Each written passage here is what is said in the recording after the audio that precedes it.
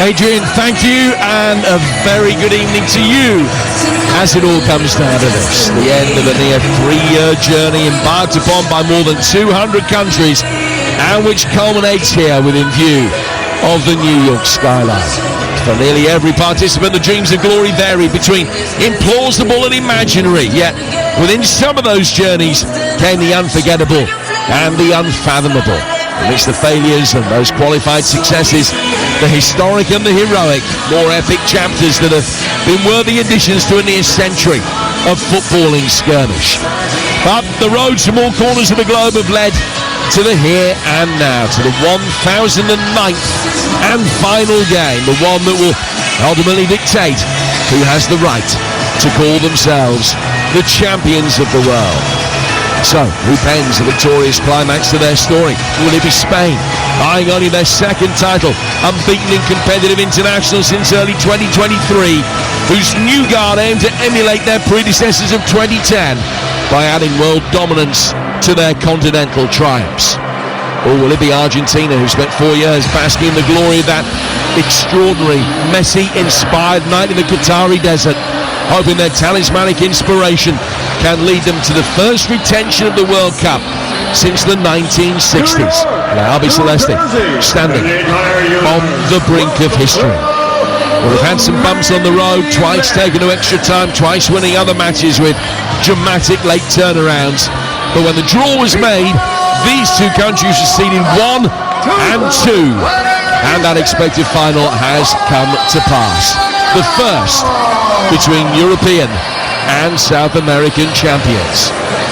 And Stuart, these are the teams: Spain, Unai Simon in goal, Toro, Kubasi, Laporte and Cucurella the back four, Rodri and Fabian Ruiz in the Spanish midfield, Yamal, Dani Olmo and Bayana and Oyarzabal up front. For Argentina, Emi Martinez in goal, Montiel, one of 3 changes to the victorious semi-final team, Romero, Lisandro Martinez and Tagliafico, McAllister and Fernandez, De Paul and Nico Gonzalez, and Messi and Alvarez up front.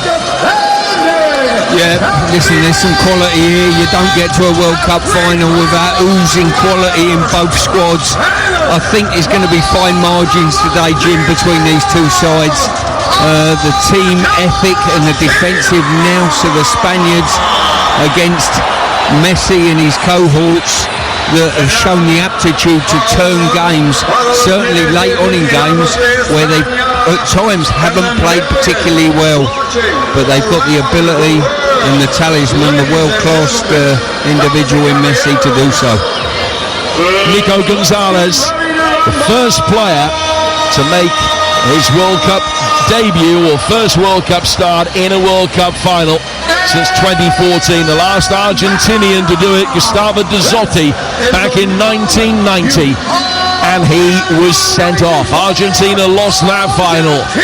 How will this one go? Spain, red shirts, dark blue shorts, kicking from left to right. Argentina in their very familiar light blue and white striped shirts. The prize, supreme glory as footballing immortality beckons. The champions aiming to break the curse of the holders. The challengers billed as favourites, unbeaten in competitive fixtures for more than 3 years. It is Argentina against Spain in the 2026 World Cup final, live from New Jersey on TalkSport. And we're underway. Argentina immediately working the ball forward down the left-hand side, looking for Nico Gonzalez, won back though by the Spanish and an early touch for Kubasi, who works it back for his goalkeeper, Unai Simon. Yeah, it'll be interesting to see how this game settles down, which one of these two teams can impose their style of play on the other. And obviously the heat bearing down on the pitch, no covered areas at all, Jim, which might well make the tempo of this game fairly slowish at the start. Here's Aymeric Laporte in control just outside his own penalty area. Spain immediately playing the ball between the lines, looking for the feet of Dani Olmo, and the blonde-haired number 10 lays it back. Kubasi rolled forward into the feet of the midfield for Fabian Ruiz. will take a touch and just bring Emerick Laporte forward. And Argentina just dropping off into two banks of four behind the ball in these early stages. Spain the first to really launch an attacking phase of play. Dani Olmo working wide for Cucurella. Back he comes for Fabian Ruiz again. Just given away by him as he looked too easy down towards Pedro Porro. And that meant that the first touch from the Tottenham fullback ended up being a foul, and it's a free kick to Argentina about 10 yards inside their own half. 0-0 here on TalkSport through the opening 90 seconds.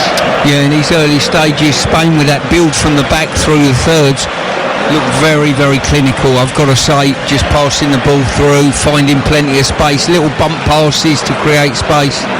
And that's what to expect going forward from them. Javi Martinez playing the ball down towards Lisandro Martinez.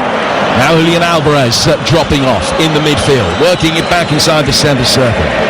Enzo Fernandez scored the first of the goals that broke England hearts the other night.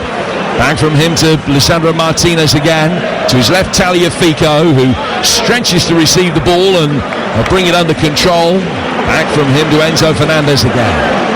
Last time the side went on to win the World Cup, having beaten a higher ranked team en route back in 2002 when Brazil beat England. So work for Spain to do here. Ranked second in the world, Argentina top of that particular tree. It's Argentina who will bring the ball forward. Rodrigo de Paul was left out of the lineup for the last game, the only one that he has missed so far. Ball play back for Enzo Fernandez. Now the heart of the Argentinian back line, Romero. Both sides just feeling each other out in the early stages. There's no intensity in the Spanish press, which is one of the real strengths of their game, but at the moment just allowing Argentina relatively easy possession outside their own penalty area as the ball then goes back for Emi Martinez again. Yeah, it's almost a game of cat and mouse. You know, Argentina and Spain have looked extremely good in possession of the ball, and it diminishes the enthusiasm of the press because there's no risk of reward there. There's no reward at the end of it for either team at present. Certainly a feeling that this is a World Cup final that is much more likely to be low scoring than high scoring. The ball worked forward down the Spanish left. There was a coming together on halfway there between a player of each team, and Slavko Vincic, the Slovenian referee, has come across and found in favour of Spain, giving them a free kick for a foul on Alex Baena. Yeah, Montiel got spun there, and he knew he was never getting back goal side, and he just pulled his man down. And to be honest with you, the referee probably missed it, but was picked up by maybe one of his touch judges there that gave him a little shout and said you've missed one there, and it probably should have been a booking personally. Dani Olmo spinning well in the midfield, played it now towards Yamal. Yamal with a ball that's taking deflection. He then gets it back from Dani Olmo. Shot comes in, deflected right in front of Emi Martinez, who was able to get his hands to it to stop it beating him at his near post. But the shot hit Lisandro Martinez, very nearly wrong-footed the keeper, who recovered well. 0-0.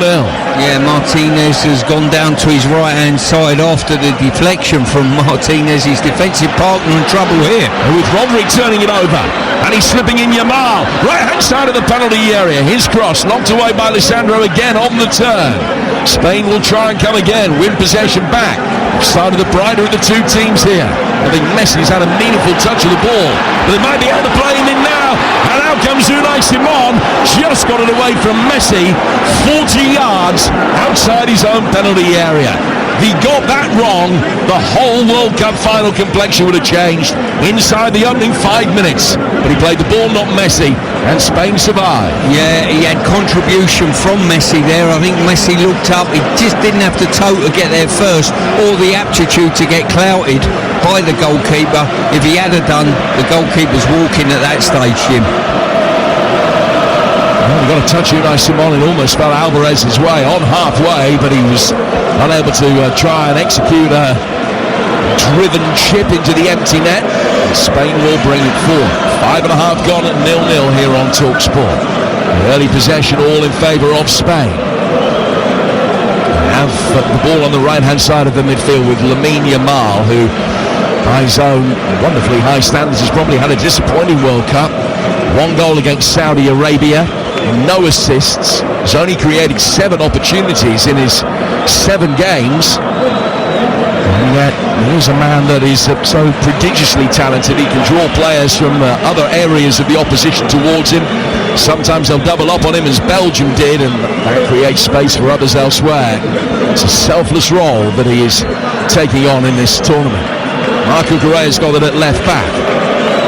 Plays the ball to Laporte, whose second touch was a hurried, brisk ball to his right. Spain then work it through the midfield. Oyarzábal dropping very deep. Rodri's able to bring it forward again. Giving a little shove there from his former Manchester City teammate Alvarez. Play goes on. Cucurella, familiar figure near the edge of the penalty area. Back for the blonde-haired Olmo. Now work towards the edge of the box. Porro making another run from inside to out. Looks as though he might have been nudged there by McAllister. Argentina give it away. It's a Spanish throw, but should have been a free kick near the edge of the box. Absolutely disgraceful refereeing there. He's turned a blind eye to that. McAllister didn't go with the give and go. Instead, he just shuffled to his right and took a body check, to clear the Spanish player out of the equation. And I'll tell you what, Spain have started with ultimate confidence, Jim. Here's Olmo. It's a lovely ball, almost able to get it in behind Montiel, the right back for Cucurella's run. Argentina survived that, and McAllister has his pocket picked in the midfield. Rodri started really well. Oyarzábal then down to the right for Lamal. And Lamal sees the ball go over the line and out of play for a throw. I just call him Limal. A never-ending story of Argentinian success at this tournament, attempted to be breached by the young Spanish 19. Lamine Yamal in his first World Cup final. It's only a week or so after he turned 19. One of 150 appearances for Barcelona before his 19th birthday, which is a quite extraordinary record. Not even Messi managed that. Free kick to Argentina near the edge of their own penalty area. Rodri looking at square for Fabian Ruiz, who drilled the ball down towards where he thought Porro was going to be, but he wasn't there. It's gone out for a throw that will be taken on the Argentinian left, midway inside the Spanish half. With 8.5 minutes gone here at Talksport, not a cloud in the sky. It is a sultry afternoon here in New Jersey. Not quite as hot as the 1994 final was. Temperatures in the high 20s rather than the mid 30s, so it's not stifling, but it's certainly airless and shadowless down on the pitch for the players. Argentina again giving it away. Lisandro Martinez looking for Tagliafico and missing him, and it's out for a throw to Spain on the right hand side. The former England captain Stuart Pearce. Yeah, at this moment in time the Argentinians look as though they can't cope with the intensity of the passing and the accuracy of the passing of Spain at the moment, and just going back to that Messi opportunity that he got, he was definitely first favourite for that, and just self-preservation slowed him down. I think if he'd accelerated, got first touch around the goalie, Simone would have been off, I think. Well, it felt as though collision would have been inevitable. The goalkeeper having made a run 40 yards outside his own penalty area, it would have been the denial of an obvious goal-scoring opportunity. And it could have been down to 10 men, Spain. There's Rodri. Ball goes back from him to Laporte, the French-born Spanish international at the heart of the defence. Argentina actually have a Spanish-born player on their bench today, Nico Pa, who will be the first to win a World Cup against the country of his birth if it comes to pass. Ball is out for a throw that will be taken on the Argentinian left-hand side by Tagliafico. Throw taken, just knocked down on the right-hand side. Argentina are able to win it back again. But they can't really get a grip of the ball. They've had a slow start in a few games this season, this tournament.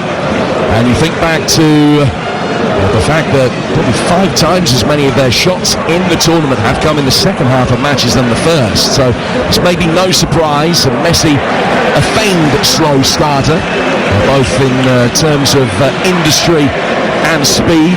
Usually just takes a watching brief in the early stages, waiting to see how everything pans out, and it's been the way of it here. Kubasi, the 19-year-old, playing it down towards Pedro Porro. Long diagonal from him. Trying to switch it out towards Baena, who's able to chest the ball down on the left-hand touchline. Works it back to Marc Cucurella for Spain. They bring it forward again. Here's Rodri coming towards the edge of the penalty area. Referee Vincic takes evasive action. The ball swept inside the penalty area, and a little bit of improvisation there from Romero, I beg your pardon, who flicks it with his heel and puts it over his own bar and out of play for a corner, which will be taken on the Spanish right. I think the Argentinian side is shaken by the ability. This is probably what we wanted England to do, to put Argentina on the back foot from the early stages. In the semi they didn't do so, and Argentina grew into the game. At this moment in time, Spain are the ones that have put Argentina right on the back foot at the moment. Only one touch in the opening 10 minutes for Lionel Messi. We're 12 minutes in here at 0-0 on TalkSport. And a corner to be taken on the Spanish right, but only once the Slovenian referees happy that there's nothing untoward going on inside that penalty area. There is some pushing and shoving going on. Here's Baena that takes it, swept in towards the back post, where Olmo had time to take a touch, but no time for a second to sweep it back inside the penalty area. Spain recycle it, knock it square across the edge of the box. Chested down here by Lamine Yamal. Yamal working it out to the right. Baena trying to get a cross in. That's deflected away, and Yamal will watch it out of play for a Spanish throw. I think the problem Argentina have got, Messi at the front of the team is not going to work hard to even be a barrier to get across the front, and both Ruiz and Rodri are dominating the centre of the midfield at this moment in time. Spain's like very high on confidence, unbeaten in 37. The last defeat coming back on March 2024, a game that was actually played at West Ham. You might remember a friendly that they played against Colombia. That's the only loss they've had since March 2023, when they last lost a competitive game. Scotland away, that one. So 3.5 years on, as near as makes no difference. They're protecting an unbeaten competitive record of 38 matches, which is the longest streak by any European side in history. This would not be the time for them to lose it. They've got possession just outside their own penalty area, with Laporte swinging a long ball forward. Athabal beaten easily in the air by Sandro Martinez. Cucurella can bring it down and whip it to his right-hand side, where Rodri will step forward. In his position to screen the two centre halves. Work down towards Porro. Porro in through the centre circle. Athabal couldn't get there. Rodri sticks his head on it again and plays it back towards Porro. Porro is caught in two minds, just able to nudge the ball towards Rodri. Looks as though he's going to lose it. And then as the ball comes down towards Dani Olmo, everybody on the Spanish bench are up in arms. It was a poor challenge that came in on him. But Slavko Vincic going to say no yellow card. It looks the way of it. Alexis McAllister being spoken to by the referee, but there is no further sanction. 0-0. The Spanish bench not happy at the poorest challenge of the day so far. No, it probably looked more aggressive than it actually was. He certainly come in with some form of aggression, slid in there, but I think the referee just about got this right. It was half a yellow card for me, Jim, but obviously the bench were up and not particularly happy with the challenge. Half a yellow, just a yell, and he got that from the Spanish bench and from Olmo himself. You could hear him from here. And Pedro Porro takes the free kick. Dani Olmo's back on his feet. Laporte will bring the ball forward, and he has gone long, straight over the top of the Argentinian back line. It's a tactic that Argentina themselves like to employ. That one goes straight through towards Emi Martinez, who's one of 8 in this Argentinian starting 11 that started the last World Cup final. That extraordinary game at Lusail, we brought you in 2022, where Argentina led 2-0 late on, blew it. Then it went to extra time. Both sides traded goals before Argentina won on penalties. Feels like a home fixture here, though, for the Albi Celeste. It's their supporters that are providing the noise. They're predominantly away to our right, and they're up in arms as Messi is brought down for the first time by Alex Baena. And it's a free kick to Argentina, not far from the edge of the centre circle. 0-0 here on TalkSport with 15 minutes played. Just looking at the Spanish press, they look as though they're quite happy to let Martinez have the ball, the left-sided central defender, you know, and just edging that way and saying, look, you can have it. They want to keep the ball away from Romero, and Argentina coming out on that right-hand side of theirs. So it's De Paul that stands over this free kick. He's got his hands on his hips. Romero has stayed back. Everybody else is forward. It's clipped in right-footed, a straight one that's just a little bit too long and goes innocuously out of play in the end. They were looking for Nico Gonzalez, but just too much on that free kick. Flew past everybody out of play for a Spanish goal kick, which has been taken quickly. Played out towards Marc Cucurella. Just one Spanish attempt so far. Nothing from Argentina. The possession 62-38 in Spain's favour. And here is Yamar. First chance for him to really run at Tagliafico. He's got him isolated. Good ball through the 6-yard box. Emi Martinez came out, threw himself on it, and was able to gather a low cross into his chest before it fell by Athabal's way, and it remains 0-0. Got to say, magnificent close ball control from Yamar there. It come over his left shoulder. He's facing where he wants to go. The ball's come over his shoulder, and he just cushioned it beautifully. Interesting to see Argentina. They're on the back foot slightly. Spain are the better side, no doubt about that, but there's no panic in their play, Jim, is there? The fans don't get a bit irritable with it. The team seem quite relaxed with that, and as we've seen many times before already in this tournament, they've got the aptitude to come from behind and chase games and look much better in the second half of matches. Well, theirs is an extraordinary record when you consider they've made it to a World Cup final, having not led any of their knockout ties in the 90th minute. They came back to win 2 of them. The other 2 went to extra time, and they won in extra time. So it's an extraordinary record they've got. A couple of feisty challenges coming in. Lamine Yamal ended up on the deck. The referee has just got Tagliafico over to him. It is a Spanish free kick, actually, for the first of the 2 poor challenges. And Pedro Porro is taking it quickly. Back for Kubasi. Great story is his. Hasn't missed a minute of this World Cup campaign. And still only 19. Remember, before today, only 3 teenagers had ever started a World Cup final. There are 2 in the Spanish team today. All 3 of the previous ones went on to win the trophy. Pelé, Bergami, and Mbappe. Spain work the ball forward now down the left-hand side of the Argentinian penalty area. Baena can't find a way through. He's very well marshalled out there by Romero. And it's an Argentinian ball. And it still remains very cagey through 19 minutes. Yeah, it is. It's a cagey game, no doubt about that. Both teams decent in possession. I've got to say, if the Spaniards keep this tempo up of playing through Argentina, they're struggling to slow things down. And just at the last probably 5 minutes or so, a few Argentinian players have gone to ground a little bit, overemphasising any contact. Here's another illustration of that. Enzo Fernandez, who came to meet a ball on the right-hand touchline. Dani Olmo chasing the same ball. Fernandez just got there first. Olmo had nowhere to go as Fernandez clattered the ball up the touchline. The collision was inevitable because he got there first. He wins the free kick. He went down, but he's back up on his feet. 20 minutes in, Argentina yet to create an opportunity against the Spanish side with a wonderful defensive record.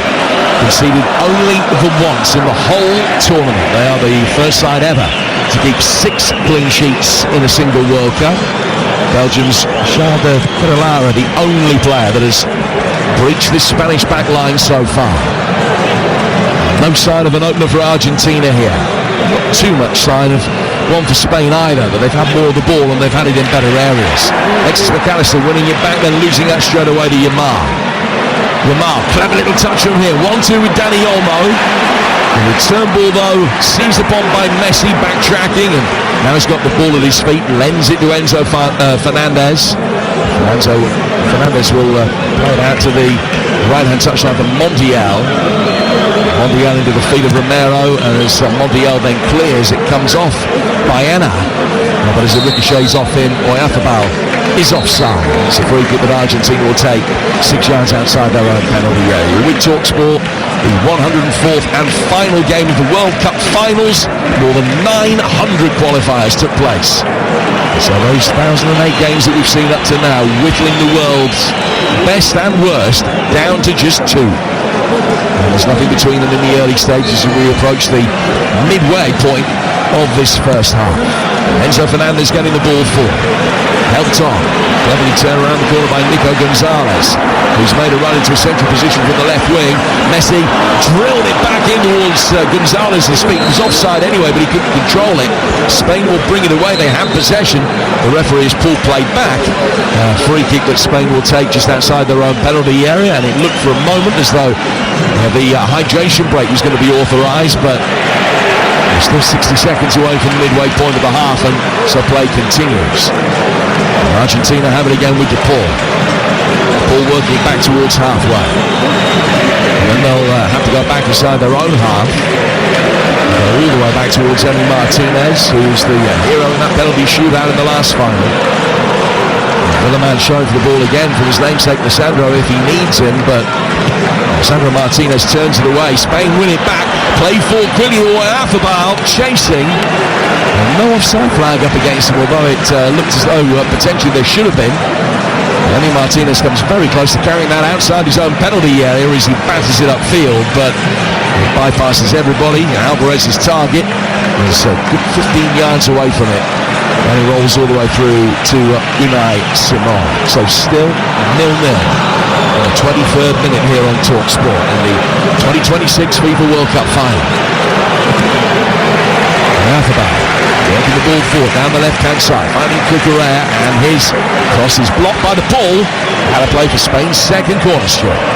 Yeah, I'm just looking at Rodri there. He's having a lot of time on the ball. He's an intelligent player, and he's obviously finding space, but there's no pressure on him at all, and he's really enjoying his game at the moment, knitting together a lot on the build-up for Spain, seeing a lot of the ball, and even on the odd occasion venturing forward. So Laporte inside the 6-yard box as the corner comes in. Emi Martinez with an early shout, able to catch it very comfortably. And neither of the Spanish corners so far have been even remotely effective. Martinez has just dropped the ball at his feet now. He's very close to being timed out. And the corner going against him. He dropped the ball down and plays it out to Lisandro Martinez. Tagliafico on the touchline. Worked back in field by Enzo. And then McAllister, Rodri beaten beautifully on the turn as Messi got it. There was no advantage, and the referee has pulled play back for the first infringement in that Argentinian move. And this is called a hydration break here. A few of the players thought that he had. And in fact, he decides that he will. So 24 minutes here, it's 0-0. And it's fair to say, Stu, that in the burning New Jersey sunshine, the game itself, a real slow burn.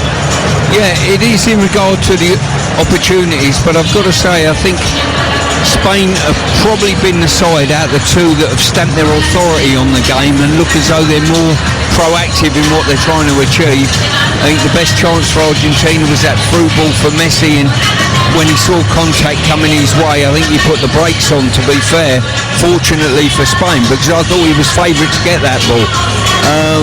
They've had the opportunity with Yamal, the deflected shot off of Martinez, stopped by Martinez. But aside from that, it's Spain that have impressed me. Their approach similar in many ways to that against France in the semi-finals. Argentina's different to what we saw against England, albeit that they decided to build a platform and grow into the game slowly, which has been their way throughout most of the matches in the tournament. Yeah, definitely. And in this game, I'm seeing Enzo Fernandez and McAllister sitting quite deep, which is allowing Spain to have the freedom of the pitch.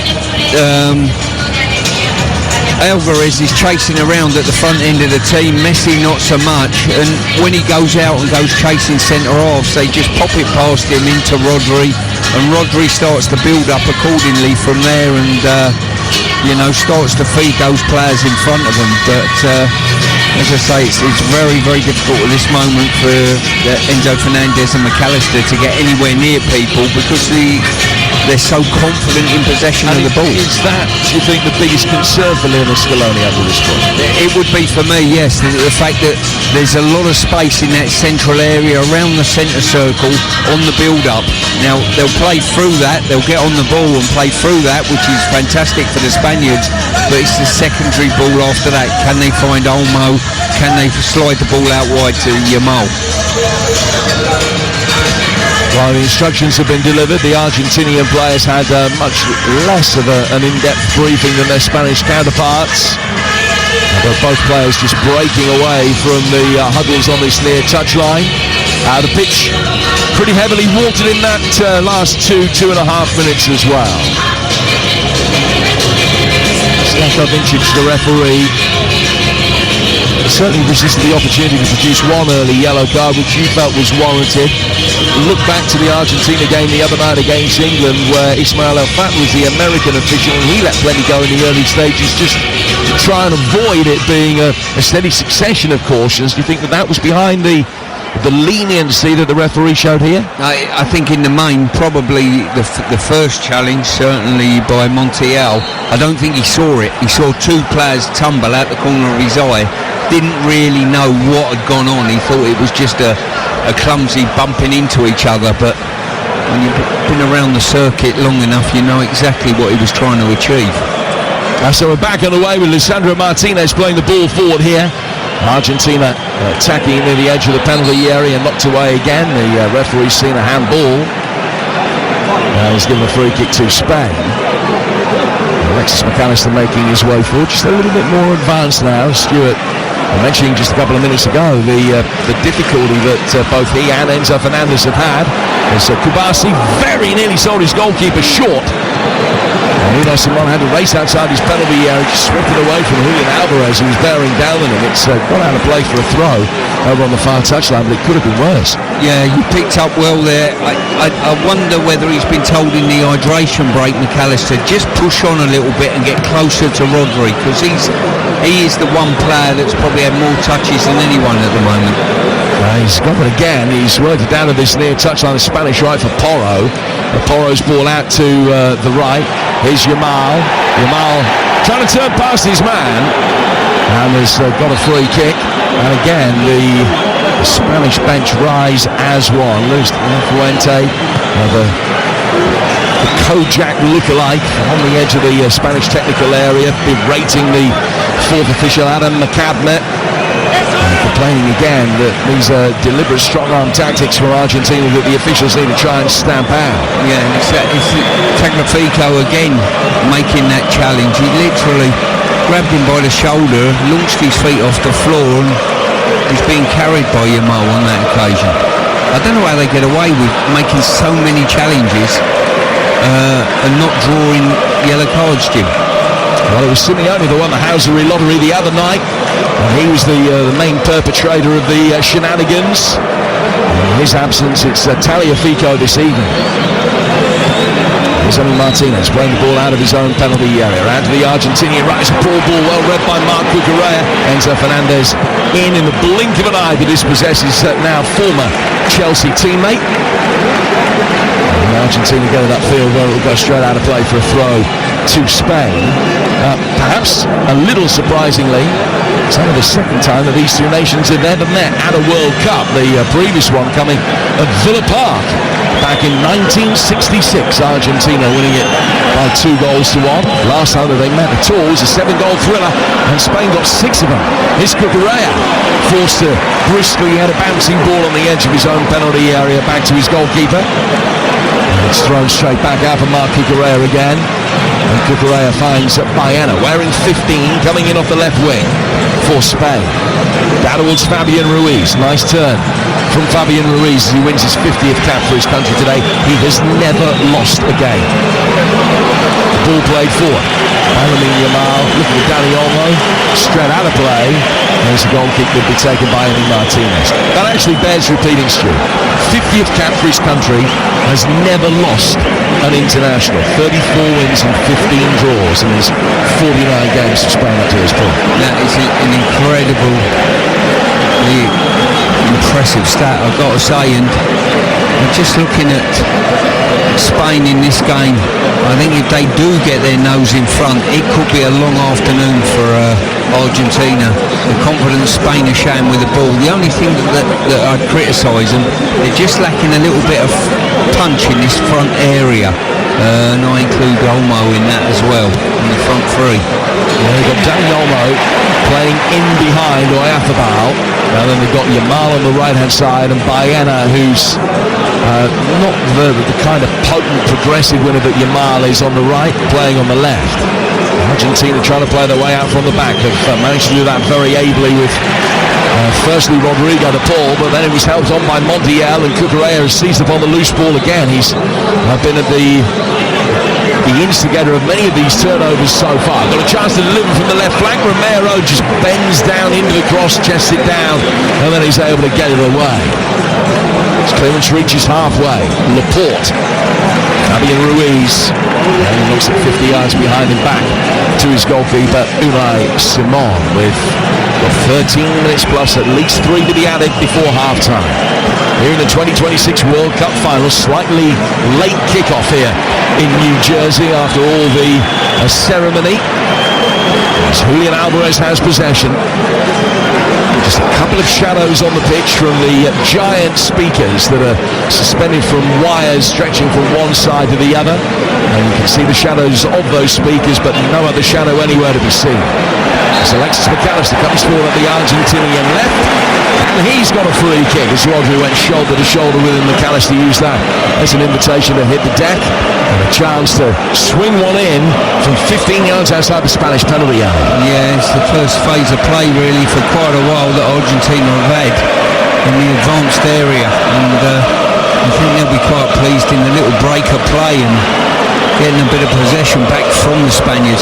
If I didn't know the record of Argentina, Jim, coming late in games and turning games round, I would have said there's only one team going to win this at this moment in time, but we've been around the block long enough and seen Argentina long enough in this tournament to realise that might not be the case. Yeah, the Scaloni, a pass master at tactical change within games, knowing that at the right time to make the right substitutions. This free kick works short. Messi's got it, drags it past Yamal, and then a back heel ball knocks it away from Messi, back down towards Yamal again, and the retreating Alvarez has caught Porro. And Porro just on his knees looking at the referee, didn't get the verdict, so he's got back on his feet and restarted play. And Rodri has possession. Square ball from him down towards Dani Olmo. Olmo coming forward, still 0-0 in the final here on TalkSport, with Rodri now venturing into Argentinian territory.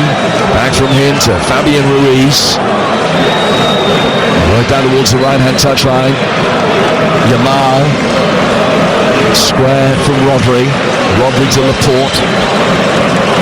Laporte comes forward again, but then turns it back to Kubasi. Rodri's like a traffic cop out there. Everything goes through him, Jim. You know, if he puts the red signal up, no one goes, then he gets the ball again and traffic starts again. He's actually running play brilliantly. Now Cucurella, left-hand side of the penalty area. Ball in towards the edge of the 6-yard box, but Romero almost disdainfully smacks it clear and out of play for a throw. And the offside flag was up anyway against Marc Cucurella. I'll tell you what, Cucurella's getting a lot of play that side of the pitch, and he's been flagged offside there, and that was extremely tight on the replay. Not sure about that. The thing is, at the moment, Spain are getting decent play, decent areas, but not showing any cutting edge at the front end of their team, Jim. And that's why we got to this point of the game. Got some 35 minutes in, which is one attempt for Spain, none for Argentina. The only goalless World Cup final we've ever seen was the one in the United States back in 1994. Went to a Bryan Adams concert that night. Didn't bother staying in and watching the World Cup final. I thought, well, I'll be all right, I'll record it. And blow me if he didn't every now and then put the pictures up on the big screen on the side of the stage. Saw it was 0-0, but I won't bother watching that. I just watched the penalties when I got home. I think I missed an awful lot. This one has been high on intrigue, but really low on goal scoring opportunity. And it remains 0-0. When was that competition? Was that the summer of '69 or another year? Yeah, very good. See what you've done there. Free kick to Spain, taken by Porro. Back for Unai Simon. Be interested to see how many touches of the ball Rodri's had. I bet he's outscored any player on the pitch by at least double almost at the moment. Olmo chases the ball, played forward. Romero's there to sweep up. Tagliafico bringing it under control, works it through the midfield. Enzo Fernandez really very nearly caught by Baena. Dani Olmo can actually regain possession for Spain.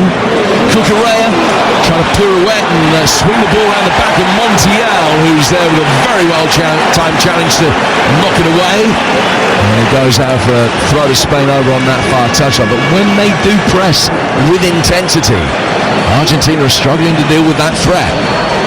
Yeah, they certainly are. They look the more athletic side. They look the more side that seem to have more space on the ball, if anything. Porro. Manuel Jamar. Porro has it once more. Back to halfway. Kubasi. The two 19-year-olds in the Spanish team. And through between the lines for Baena. Oyarzábal with a little layoff. Cucurella waiting for a ball to be played to him now by Dani Olmo. Cucurella can deliver. Romero flicks out a heel to be able to block the cross.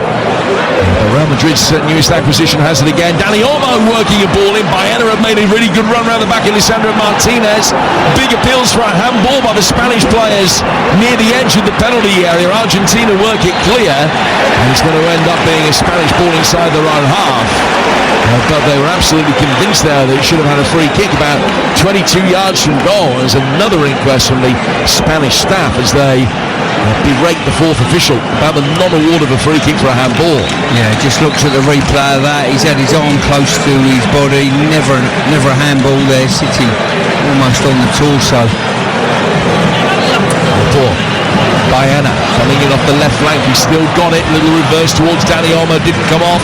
Argentina's clearance then hits Baena in the face and just ricochets back to safety for Lisandro Martinez. But already they're beginning to look a little bit tired and jaded. Argentina is there struggling to deal with this death by 1,000 cuts that Spain are trying to inflict on them. I mean, Spain have just grabbed the game by the scruff of the neck. It's just the biggest problem at the moment. It just can't free up a shooting opportunity yet. Oyarzábal, left-footed effort. And it's easy to say by Emi Martinez diving to his left. Clever little over around the edge of the D from Dani Olmo, and it fell Mikel Oyarzábal's way, put his left foot through it, but it was a comfortable save from Emi Martinez because the shot was pretty central. And Martinez will then be able to knock it away. But that's the best attempt that either side have been able to create so far with 7 minutes to go to half-time.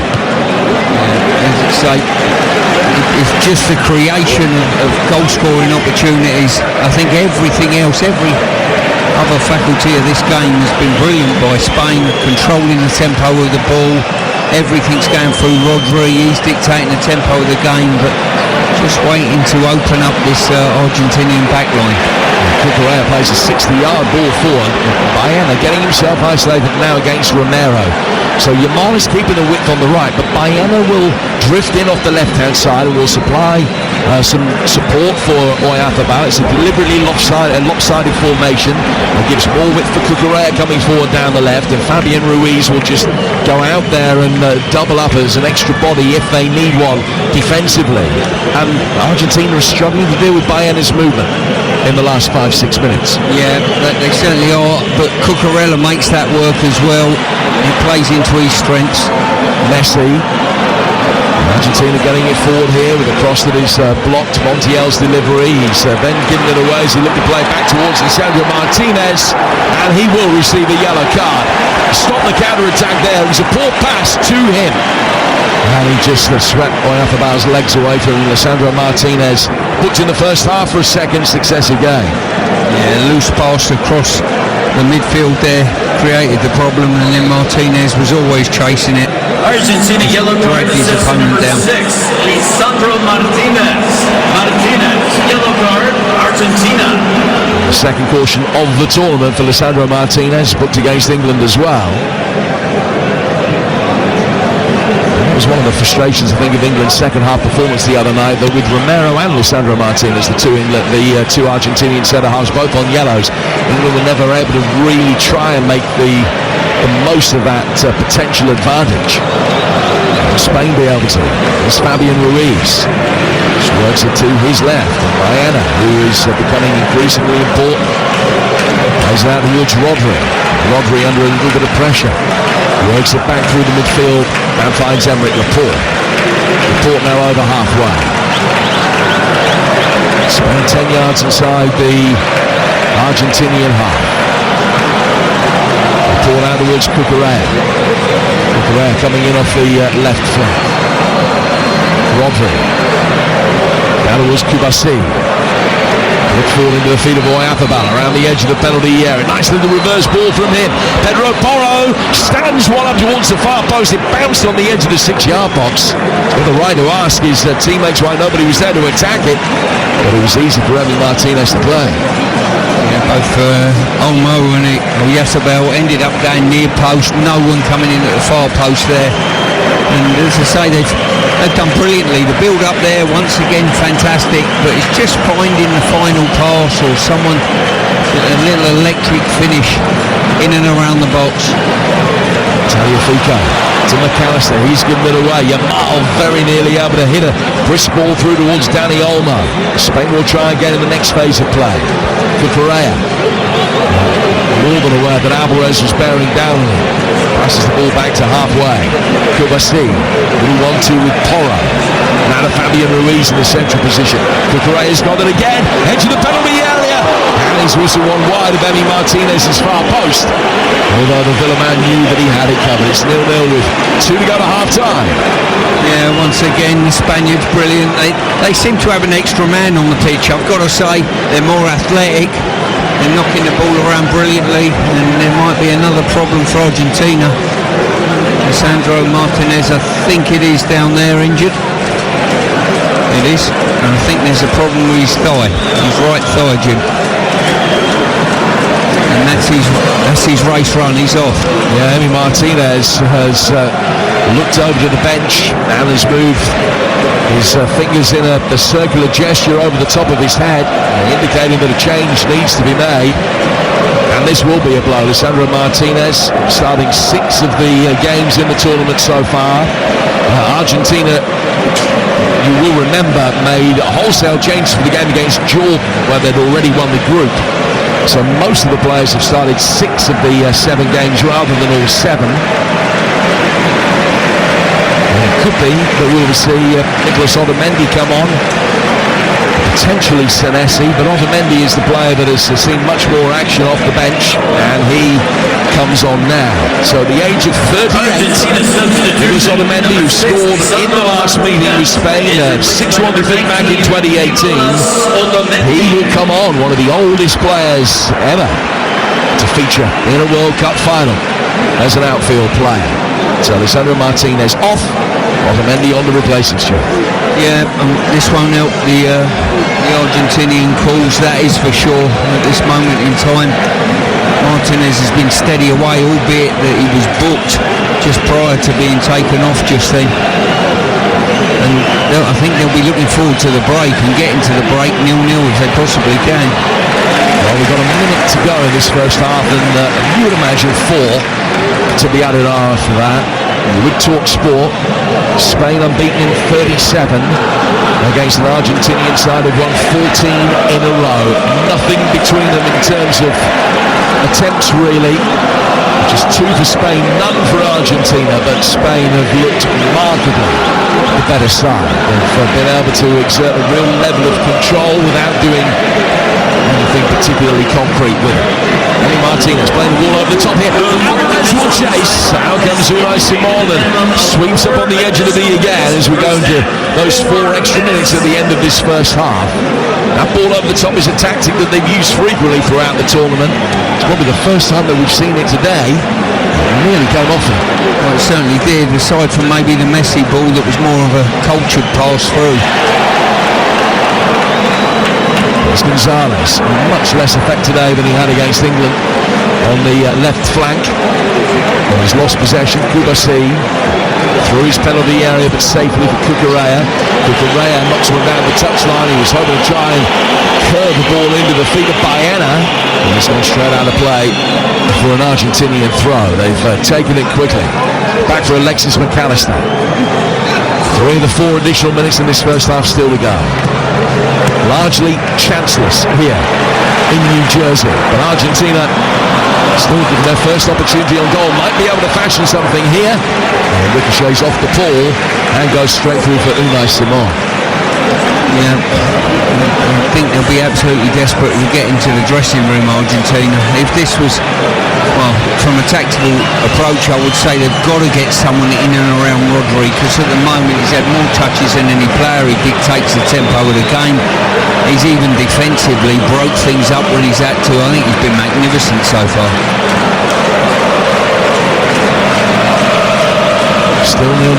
It's Porro. He's back to Kubasi. Didn't really like the attacking options that he had ahead of him, so he's turning back to his goalkeeper. Play forward by Simon. Rodri again coming deep, splitting the 2 centre-halves to receive possession. To his right for Kubasi. Forward from him to Dani Olmo. Down to Pedro Porro. Lamar showing for the ball on the right flank, but doesn't get it. And Spain work it back through the central areas again. Fabian Ruiz. Marc Cucurella. Well, not in the position this time to try and take on Montiel.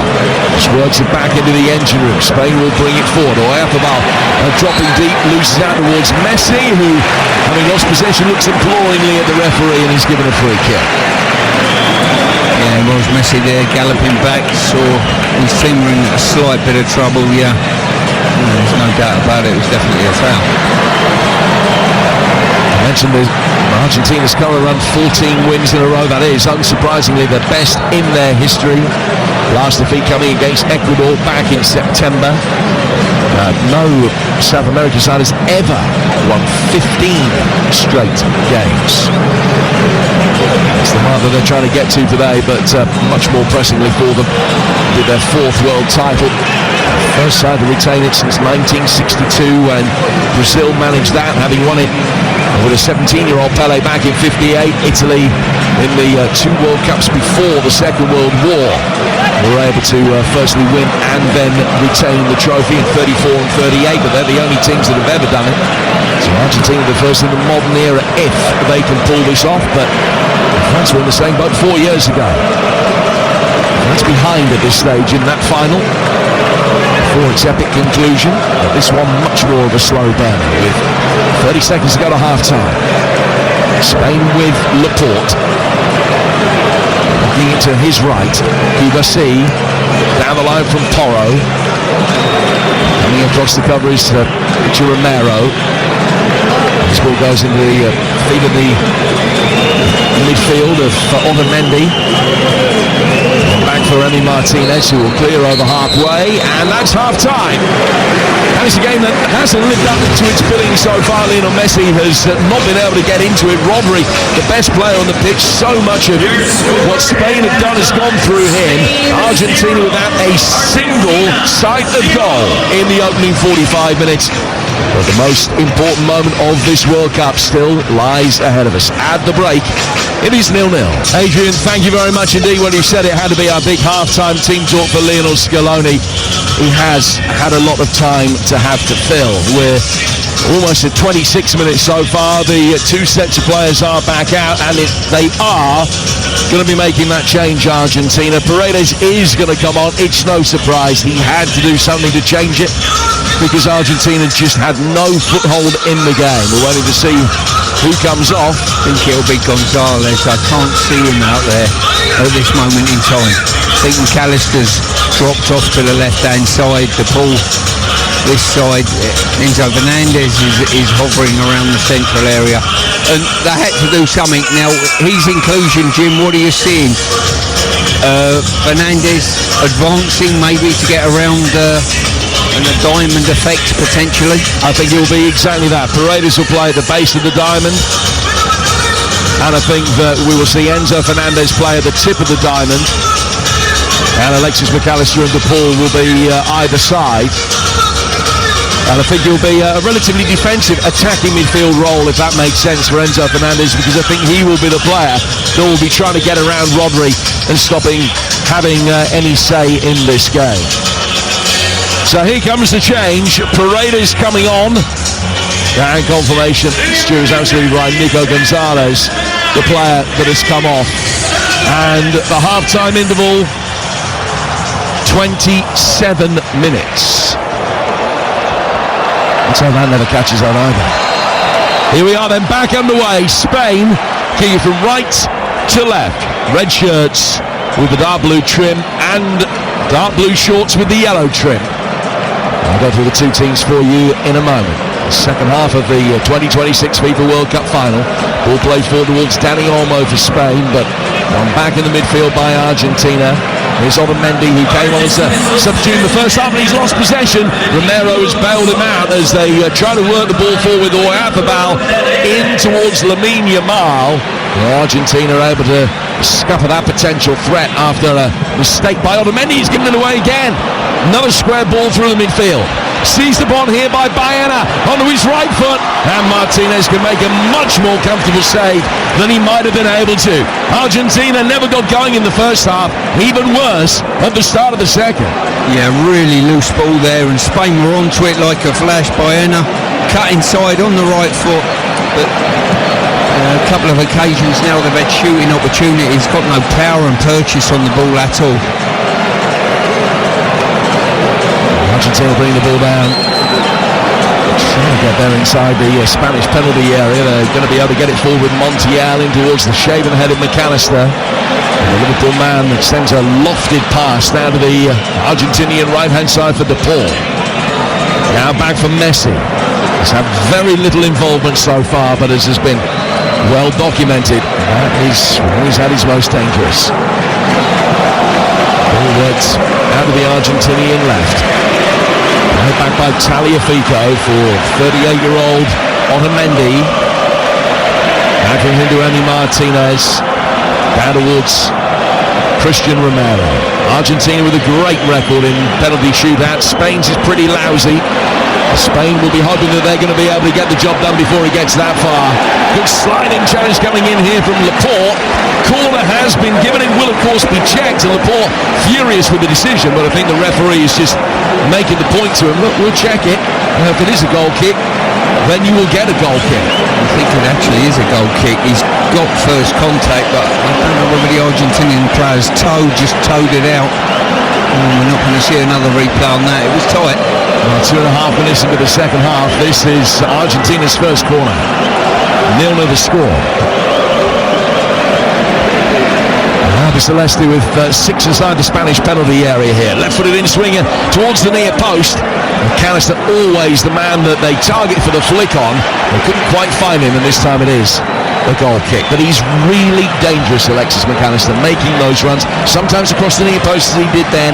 Sometimes starting deeper but coming across the face of centre-halves. Yeah, where he's intelligent, he doesn't try to jockey for space beforehand. He stands behind the player, knowing full well he's just going to go round him, basically, and the player's got no vision of him at all, and he's very intelligent with that. The goal he scored the other day was symptomatic of that.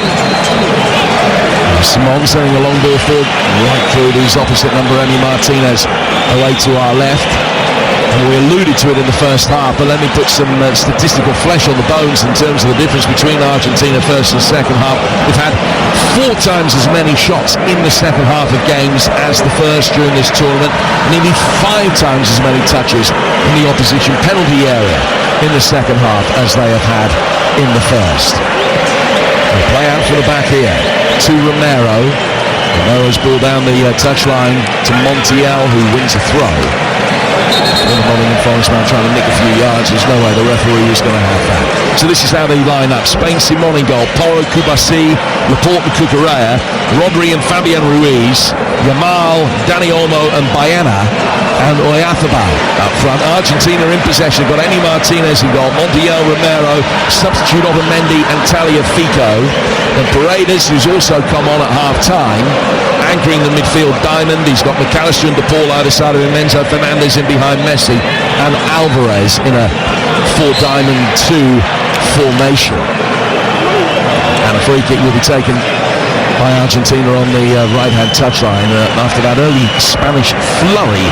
After half-time, it's settled down a bit and it's gone back to the way that it was in the first 45 minutes. Yeah, to be fair, Argentina have probably had more of the ball in this first couple of minutes of the second half than they had of their entirety of the first half, and the change of shape will help get an extra body in the central area of midfield. McAllister's going to be another free kick and flicked it on for Alvarez in behind him. Tagliafico makes a barnstorming run down the Argentinian left. He receives the pass, goes back via Alvarez down towards Paredes. Not today necessarily for a long sleeve shirt, but that's Paredes' choice as the ball is played down to the near touchline for De Paul. And another free kick is given Argentina's way. It's Montiel that was fouled. And is not getting back up anytime soon. Just helping himself back up now. They walk away from the stationary ball that De Paul stands over right in front of the Argentinian bench. Free kick is played back, flipped on by Romero, brought down in the midfield by Fabian Ruiz for Spain with a lovely touch. He stretched out his left leg and was able to kill the ball on the top of his foot. He finds Yamal. Yamal has drifted from the right wing out of the left for a moment in this phase of play. Emerick Laporte in possession. Here's Kubasi, and then Rodri's gone down off the ball inside the centre circle, and the referee will stop play. I saw him go down. I don't know why he went down, Stu. Did you see that? No, I'm afraid I didn't. He's gone down, and as you would fully expect, both sets of players pushing and shoving at this stage. Until we get a replay on this, we'll know. A little bit of niggle there. I don't know who that was actually. Well, there's some recriminations from Laporte towards De Paul, so I don't know whether that means it was Rodrigo De Paul who was the instigator. Just have another look at it here. It was Rodri was making his way forward to the edge of the centre circle, and Paredes has stood his ground, and as Rodri was backing into him, Paredes has leant into him and shoved him with the sharp of the elbow. It was a ridiculous challenge with the ball in no danger whatsoever. I don't really know why he's done that, unless he said, look, you're into a game now, and he's just walked up the back of Olmo as well and done exactly the same to him. So the referee is right in front of the referee as well. That's how ridiculous it was. He's in the book, Leandro Paredes, but possibly sent on as an enforcer in this second half because Rodri was having free license to do what he wanted. They wanted to give him a little reducer maybe. So Paredes is in the book. I think maybe they would have been better off sending Ray Winston on, you know. Yellow card, Argentina. Yeah, he doesn't even qualify even through his grandparents, Ray Winston. They couldn't call him off the bench. Here's De Paul. It's gone back to his goalkeeper. And Martinez pulled ball out too low and flat, flicked on towards Dani Olmo. Olmo trying to bring it down near the edge of the penalty area. Argentina win it back with Alexis McAllister wearing 20 for his country. Down from him to Tagliafico, and he flicked it over the line out for a throw.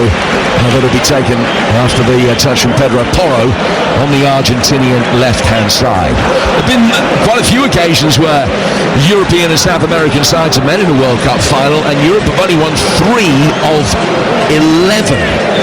France in 1998 beat Brazil. Argentina have lost the other 2, both to German opposition in 2014 and to West Germany back in 1990 in one of the worst finals of all time that ended up with an Andy Bremer penalty winning it for West Germany, and Argentina down to 9 men. But every other final between European and South American opposition has been won by the South American team. Argentina have it with Romero here. Down towards the right-hand touchline. Montiel has been given a shot by Baena, protests his innocence, but it is a free kick. been taken right on the touchline, and they worked it forward really quickly in towards the feet of DePaul. DePaul to Alvarez. McAllister waiting for the ball to drop his way. It didn't. Porro can mop up. He goes back to his goalkeeper, and Spain will play out towards Emerick Laporte. It's 0-0. Yeah, it's interesting. They talked about the rule changes, the law changes in football. I think probably the best thing to do is just educate the referees on what is a free kick and what is a player just diving to the floor buying a free kick. If we can sort that out. Here's Oyarzábal coming towards the edge of the penalty area, threaded through, wanted the return ball, didn't get it. Fabian Ruiz made the run ahead of him, tried a little cushion layoff, but Oyarzábal couldn't get to the second half of the 1-2 in time. Argentina clear. That was the first time they were able to really work it forward quickly, vertically, through the Argentinian midfield. Bayana sends a good ball out towards Pedro Porro on the Spanish right. Back from him to Yamal. Yamal flicking the ball square. Enzo Fernandez is going to be able to bring it away. Yamal took a tumble inside the penalty area. No foul given. Messi forced to come back, just go up through the gears, almost hit third there as he got it on the edge of his own penalty area and plays it back. Another Spanish player goes down holding his face as Alvarez was in strongly, attacking an aerial 50-50. Free kick goes Spain's way. Messi just strolling around again, but taking it all in and just beginning to drift out towards the right-hand touchline where he did so much damage against England. Yeah, I'm not sure he'll be afforded the luxury of having that much room in this game if he ends up in this wide area, but you almost fear for Spain. They've had all this possession, but they've not really... As Dani Olmo is in here, right-hand side of the penalty area, he's pulled back. Cucurella couldn't get there in time. Argentina scrambling clear out for a corner. Yeah, as I say, once again, they've had all this possession, got into really good areas, and they're not finding that final pass or that area or a shooting opportunity. Good defending on that occasion, you've got to say. Almost pulled it back. And Cucurella was probably a yard short of getting there, but you don't get the impression, they don't get you off their seat, the Spaniards, do they, Jim? You know, when they're in advanced areas. No, not at all. This is their first corner of the second half. 10 minutes in. A corner on the Spanish right. The referee's just asked Bayana to wait a moment. Montiel has got his arm around Dani Olmo as if he's asking him to dance. Ball is taken short now from this corner. Yamal just across the edge of the penalty area. Ball swung in too deep and out of play for a goal kick to Argentina. They haven't had to grow into games particularly frequently, Spain. They've tended to have the job done before half-time in most of those that they've played, as Argentina make a straight swap at right back here. Montiel's coming off and Molina is going to come on. In the games that they've played so far, they scored in the first half of them all, apart from Cape Verde, which ended 0-0. And Portugal, where Mikel Merino came off the bench and scored a stoppage time winner. And this is already feeling like a game that it could easily get to 90 minutes at 0-0. In fact, 3 of the 4 World Cup finals that have been 0-0 at half-time, or 3 of the last 4, have also been 0 on 90 minutes. The sole exception being Brazil's win against Germany back in 2002. So straight swap at right back for Argentina. That's their third change. They've only got one more opportunity to make changes. They can bring 2 more on, but they've only got one more junction within this game in which they can do that until we get to 90 minutes. That might prove quite costly at this stage of the game. We're on 57 minutes, Jim, and any injuries or false substitutions, you're on the back foot slightly. Correa for Spain. It's just knocked it square. Here's Oyarzábal. Spain's leading scorer at this tournament with 5 goals in his 7 matches. He's scored in 3 major finals for Spain. The winner against England in the Euros final. He scored in 2 Nations League finals as well. So they have a sniff of a chance here. One shot that Emi Martinez saved relatively comfortably. It's Laporte. There's the ball at his feet on the edge of the centre circle. Spain bring it forward into Argentine territory again. The possession back towards 50-50, although Spain still with a marginal advantage. As Dani Olmo goes out towards the right-hand side for Lamine Yamal. Fabian Ruiz in the heart of the midfield. He will be able to turn it back before Rodri can work it forward. Dani Olmo again, taking everything in. Like an owl's head on his shoulders, surveying everything from all angles before playing the pass forward. And then another foul has been given away by Argentina as Paredes again is leading a bit of a charmed life, having already been booked. It's a good turn by McAllister, but Porra had his left leg swept away from him by Paredes. It's a free kick in a good area for Spain. Yeah, he's tried to have a toe at the ball and he's just taken Porro's leg away. We're just looking at Yamal, and I think the longer the game's gone on, the worse he's got, Jim. Honestly, he's had no effect on the game at all. I've been really, really disappointed in him, and it wouldn't surprise me if he's taken off. You're hoping that he's the one who can make a difference in the front end of the team, but he's just so flat at this moment in time. He's had one of those tournaments we're talking about in the first half. He's created 7 opportunities in 7 games.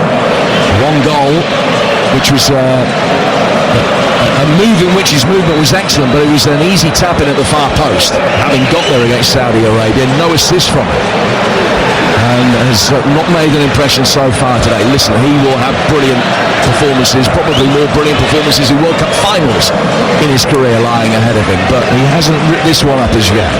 Nico Williams would be the natural replacement for him on the right hand side. He's come off the bench in most of the game so far. Spain have got this free kick now, 10 yards outside the penalty area, right of centre. Argentina have lined up a 3-man wall.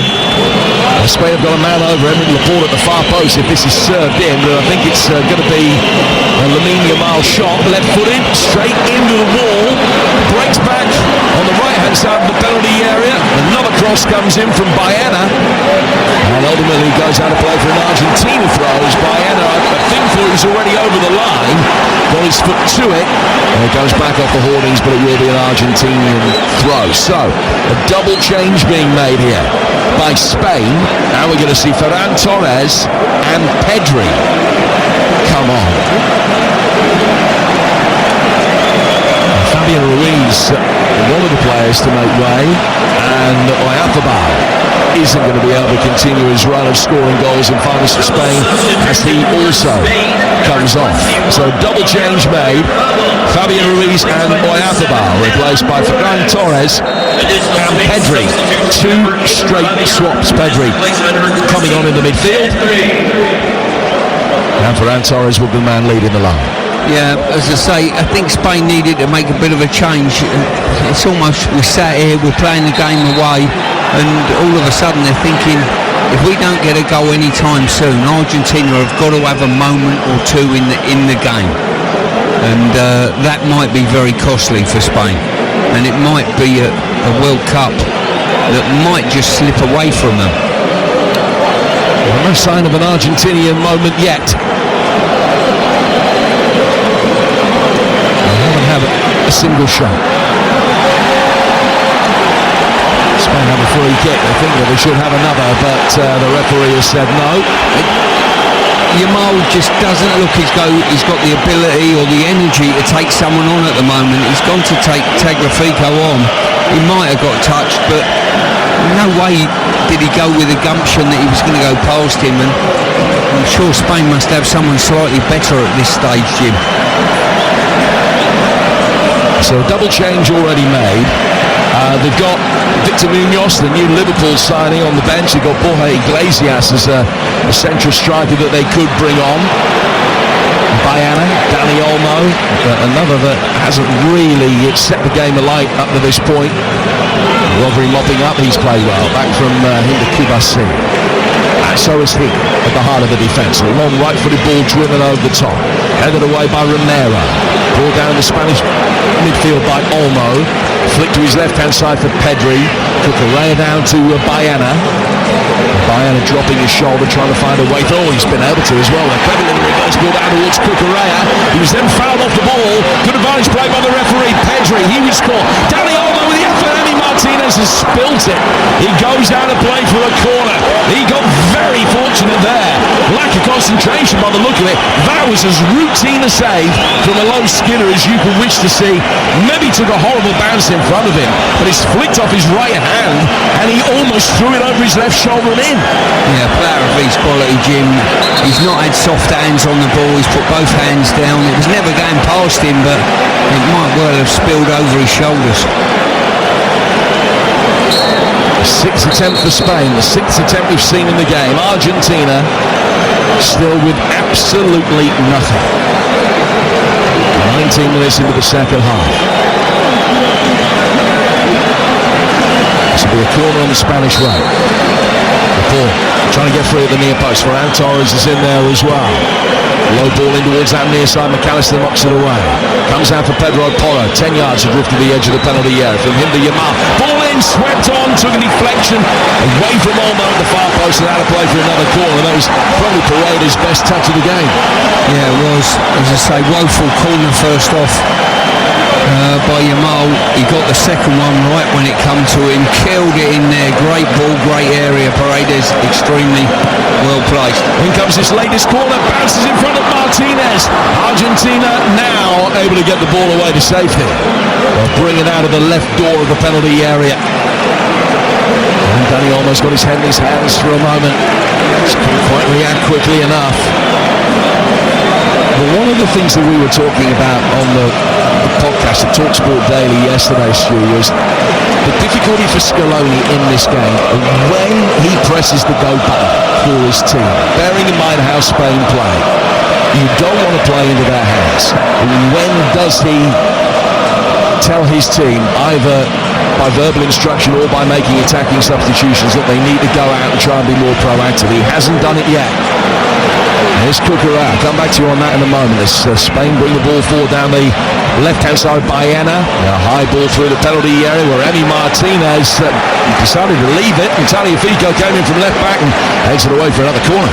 Yeah, the answer to your question, Jim, is I don't think he can.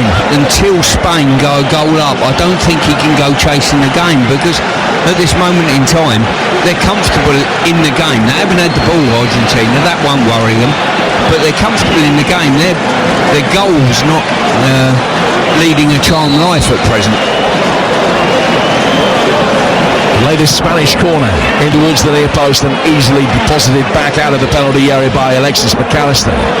Out towards Yamal, trying to dance between two Argentinian players. Still up for Ferran Torres, who said it was easily saved by the tumbling Emi Martinez. Looks like the ball might have gone out of play for a goal kick, but Yamal wrapped his right foot around it, and Ferran Torres climbed high, 8 yards out. All he could do was head it down to the ground, and Martinez makes the save. Best part of the game there for Yamal. He's just tossed one. He's lofted it. Torres has done brilliantly. He's just come off away from the ball, just headed it and just couldn't get the power. Martinez equal to it, and I think we might have a drinks break. Yeah, because one of the Argentine players is down, injured inside his own penalty area. Ferran Torres off the bench, the Barcelona man, who scored 21 goals for Barca this season. He's come off the bench in 7 of the 8 games. Hasn't scored yet at the World Cup. In fact, his only goal in his last 12 matches came in a friendly against Iraq last month. But that's as good an opportunity as Spain have been able to create. Have you been surprised, notwithstanding the fact we were expecting Argentina would have a relatively static approach, to the fact that they have just been able to do nothing, absolutely nothing? I am very surprised. I mean, there's not even been a glimpse of Messi picking the ball up and just getting turned and getting you off your seat in any way, shape or form. It's as though, and to be honest with you, Jim, he's played nigh on all the games, if not all the games. He's played all the minutes of the games as well, Messi, and at his age, maybe it's taken a little bit too much out of the tank, who knows. And Spain have been absolutely outstanding in dominating possession of play, so they've not had a sniff of the ball or territory in many ways, but there's something in the back of your mind at this stage that's saying is Argentina's name on this World Cup. Well, they've had one stroke of luck with the Dani Olmo shot that Emi Martinez made a right mess of, and he could have thrown it in, and he managed to throw it wide.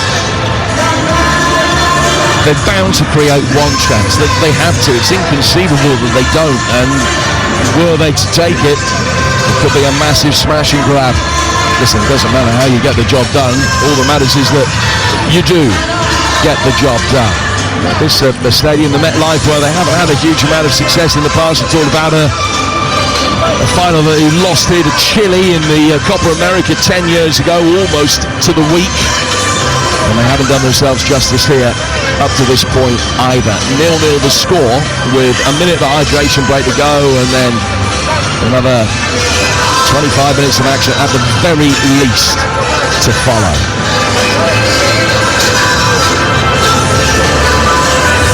And the Argentinian players just getting their final instructions from Scaloni, who took charge back in 2018. He would be only the second manager to retain the World Cup after Vittorio Pozzo, the Italian, back in the 1930s.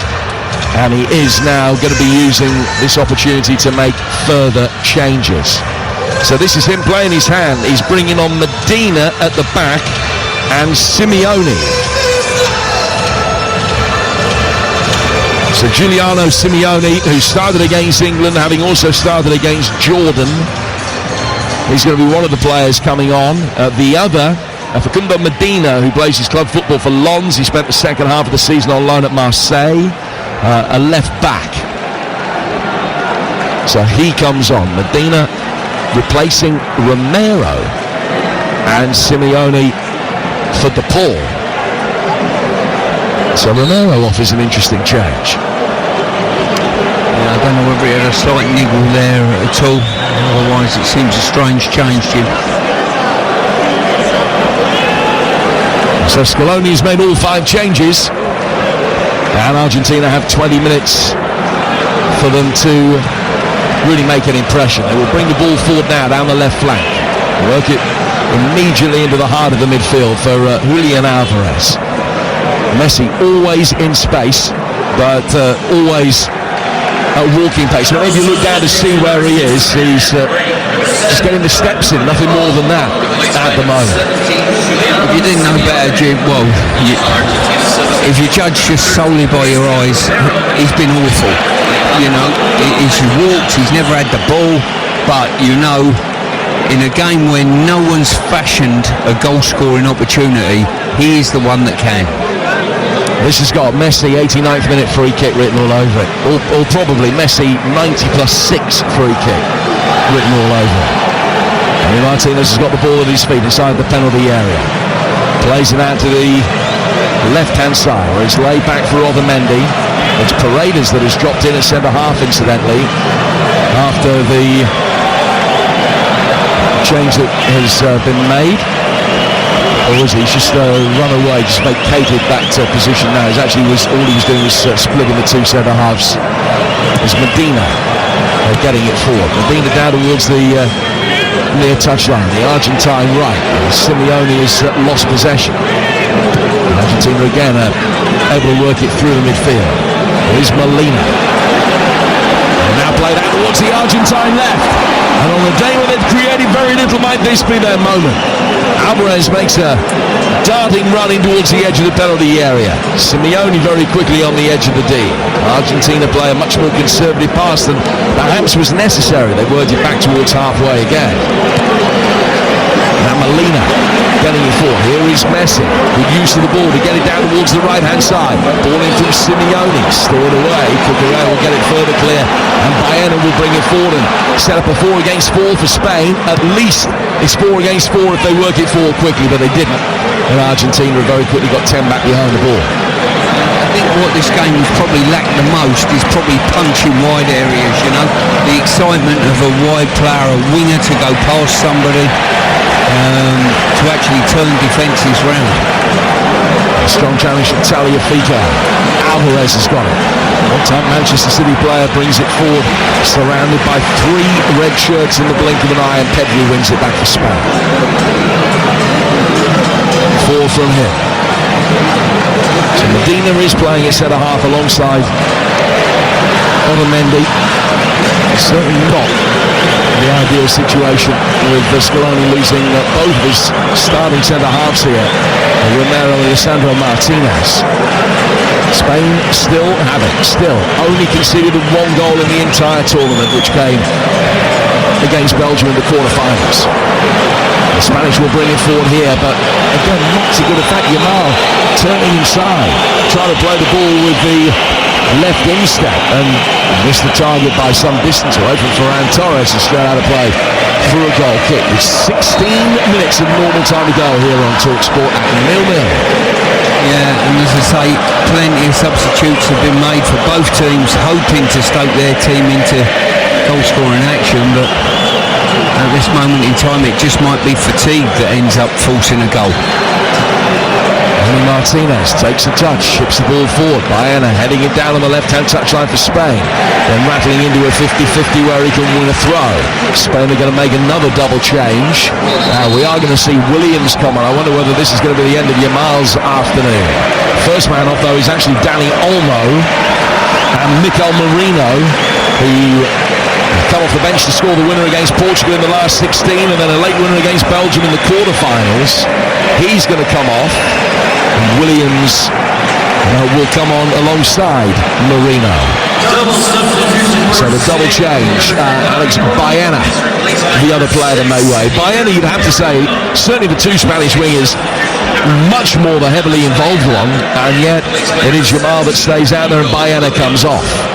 Yeah, I think he's very fortunate to still be on the pitch, Yamal, but you always hope, like Messi, I suppose, you're looking for that one bit of magic. Spain with a free kick. Now Pedri will come across to take it. It was another foul by Paredes, who, having received a yellow card not long after coming on, after a cynical elbow into the back of Rodri, has come close to maybe a second yellow card for persistent infringement. He's got to make sure that he doesn't create too many more indiscretions. Spain bring the ball forward. Merino, wearing 6, the Arsenal man, a likeable midfielder, just lost possession for a moment, very quickly won it back. Spain with an angled ball down towards Nico Williams on the left-hand side. Williams coming in off that left flank, plays it into the feet of Marc Cucurella. Back he comes for Pedri. Pedri coming forward towards the edge of the penalty area. Just lends it to Ferran Torres, gets it back. Rodri then getting it forward. Little shot again on the edge of the area. Martinez can make the save as Pedri fires one in. He's claiming he was pushed and that he wants the free kick. But the referee, I think, said that he played the advantage and he allowed the shot to come in. Then Emi Martinez bowls it out and Williams read it easily. Emi's been poor today. It'll be knocked away on the right-hand side by Spain, who can come again here with Porro. Porro to Yamal. Ferran Torres on the edge of the area. Here's Lamine Yamal. Is this the moment? Plays it back to the edge of the 6-yard box and forward comes Medina to knock it away. Yeah, better from Yamal. He done well, got past his man, just couldn't find a body when he pulled it back. But Spain are coming forward now with another right-footed effort, and Emi Martinez gets on the end of that. He's able to beat it away. Then he was hooked back past him and brought down on the left-hand side of the penalty area by Williams, who wins the corner. It is all Spain, and Argentina beginning to look as though they might buckle at any moment. Yeah, as I say, Spain pushing and pushing, creating probably some semi shots. It's interesting, Martinez spilled probably more than I've ever seen him spill in games, you know, in shots that have gone straight at him, Jim. So I don't know whether there's extra movement with this ball at all. So Spanish fans, you can hear now a big pocket of red shirts up high behind the goal that Emi Martinez is defending. Latest corner comes in. It's not the best from Williams, but it's going to have to be retaken. The referee blowing his whistle just before the ball was sent on its way. And they'll do it all again on the left-hand side. It's Spain's 7th corner in a game in which Argentina still haven't had a single shot. In again from Williams towards the edge of the 6-yard box, and it's cleared everybody and gone out of play for a throw over on the far side. There was a coming together involving Tagliafico. I think the referee might actually give a free kick to Argentina, has he? No, it is going to be a throw. It'll be taken on the South Americans' left. So still 0-0. And no surprise that it is a tight affair. Spain 1 defeat in 46, Argentina 5 in 90, 9-0 over the last 4 years or so. In fact, since Scaloni took charge, he's only lost 9 games in more than 100, and quite a few of those were very early on in his reign, where he got off to a tempestuous start. The ball is away to our right-hand side. Unai Simon, Spanish goalkeeper, almost a spectator in this second half, in his royal blue goalkeeping garb with the yellow trim and the bright yellow gloves. And he's siphoning the ball out towards Laporte. Laporte to Kubasi.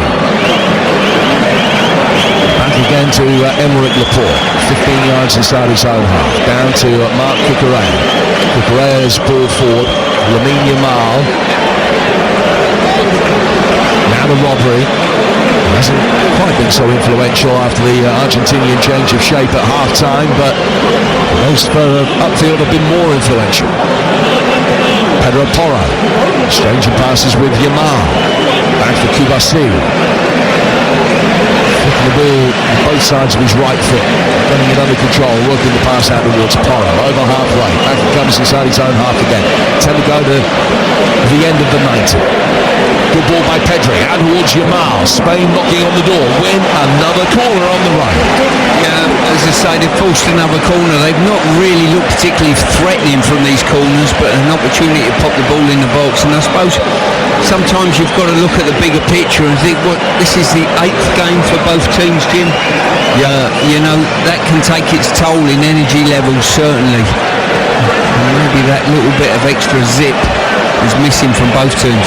Yep, 8th game for both teams. They both played a couple of friendlies before the tournament as well. Here's Yamal, right-hand side of the penalty area. Williams stands it up, heading towards goal, and comfortably saved in the end by Martinez, who dived to his right and caught it. It was Aymeric Laporte that sent it towards goal, and now as he's out of position, it's boomed upfield by Emi Martinez, and Cucurella has gone down after a coming together with Simeone. He's gone down holding his face. Emi Martinez worked a long ball forward. Simeone gave chase as Cucurella made the most of that. Simeone has absolutely powered him to the ground with his right arm. All I can say is they probably deserve each other, Jim. What you need to do, phone Eddie Hearn. See if he would sanction it. We'd all pay to watch.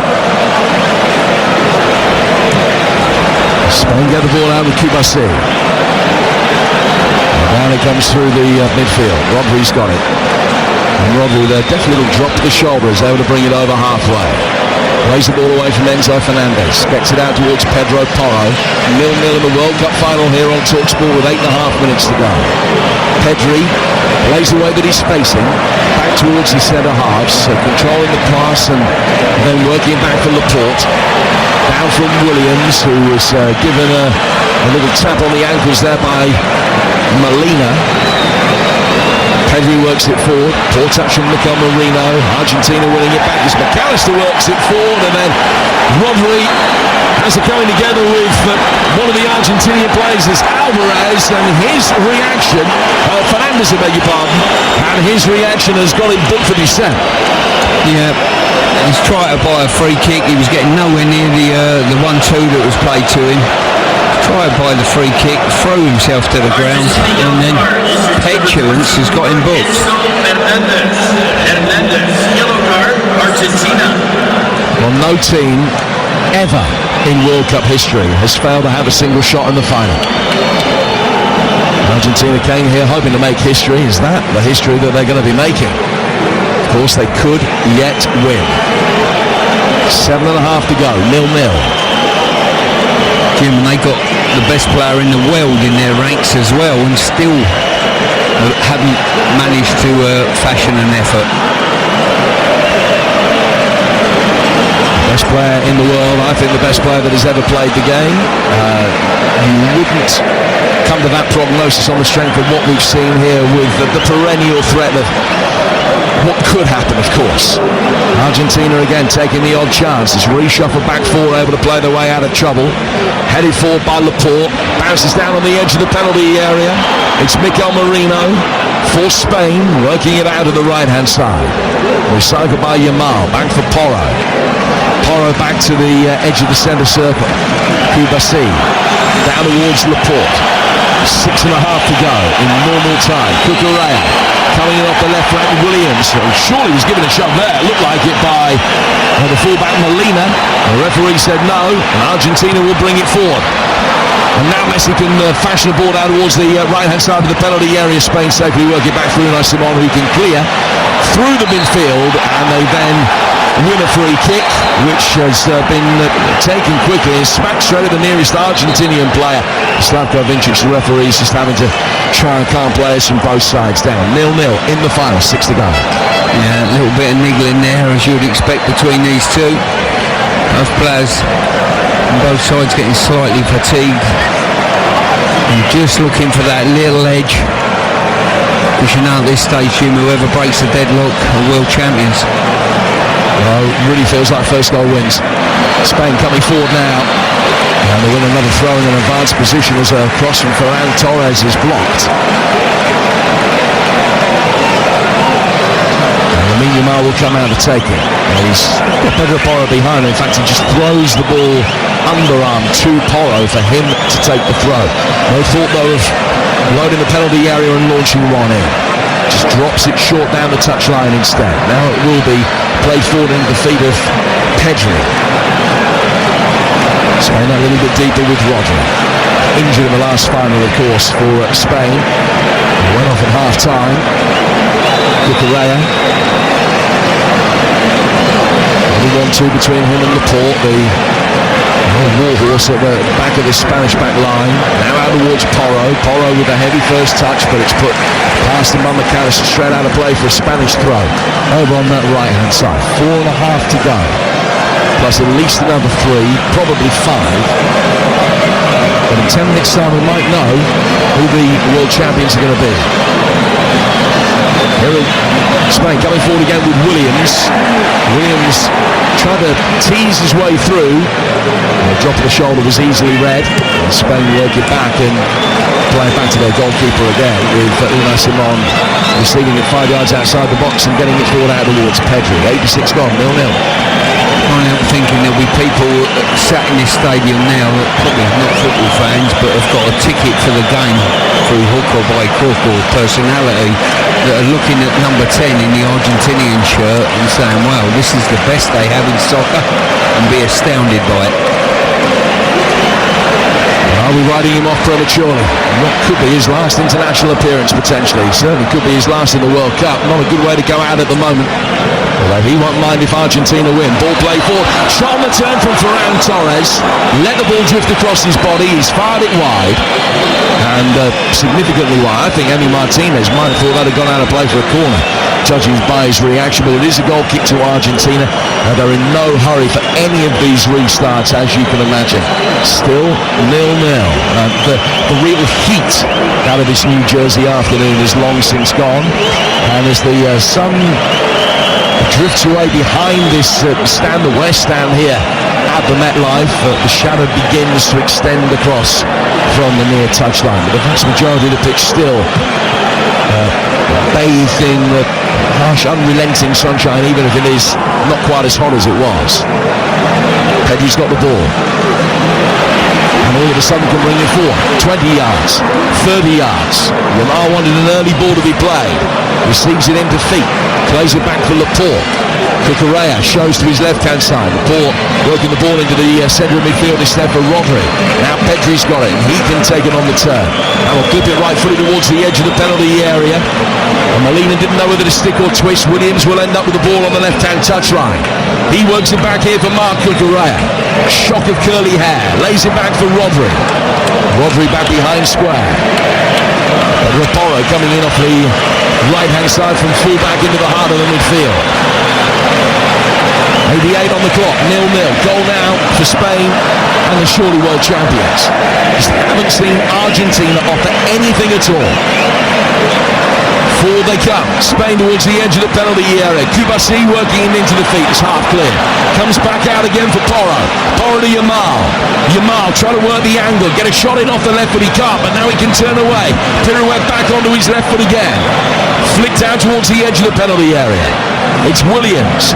Williams on the left-hand side of the box. Still there's almost patience to a fault from Spain. Try to work the perfect angle. Not really bludgeoning the Argentinian door down at any stage here. With a minute and a half to go, probably 5 to be added, and then almost certainly by the look of it another 30 on top of that. Yeah, both teams are looking for, as they say, a hero moment in the game at the moment. No one's suggesting from either team really that they're going to create something out of nothing. But here's Rodri. Is this the moment? No, it's not. Rise and drive well over the bar. And by the time Martinez takes the goal kick, we're in the 90th minute. Yeah, tired effort there. Got great space. Just drifted into that number 10 advanced area. He had more room on his hands. He should have taken it, advanced more with the ball. And his manager suggesting, come on, you're better than that. So Argentina very much in a position that they could win the World Cup, having not led any of the knockout games when the 89th minute ticked into the 90th, which just would be an astonishing achievement that you can't imagine would ever be emulated. But they have possession here on the right-hand side with Lionel Messi, turning away from one Spanish player, having beaten Pedro, he couldn't get it past Cucurella. And it's out for another throw on the Argentinian right. How many extra minutes is it going to be? Looks like 4 actually rather than 5. And that is confirmed. So 4 additional minutes. The crowd will be told very soon. Throw taken down the touchline by Molina. The left-footed volley gets it away towards halfway.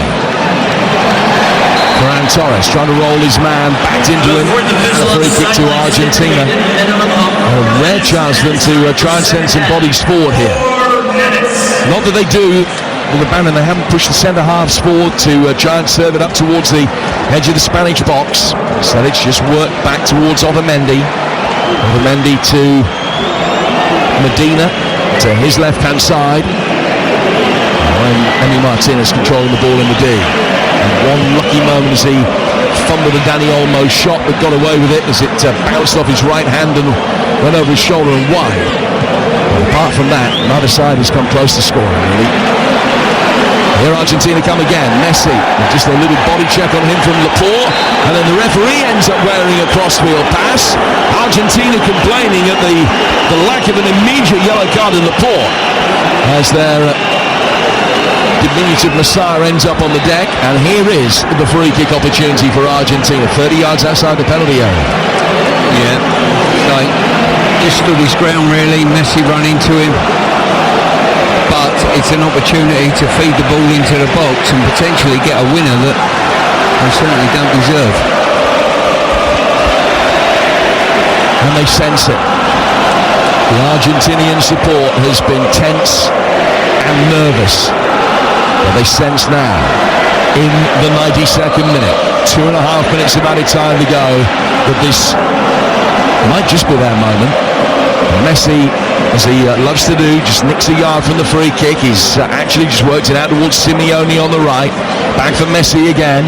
Messi infield, getting it back again from Enzo Fernandez onto his left foot, goes down.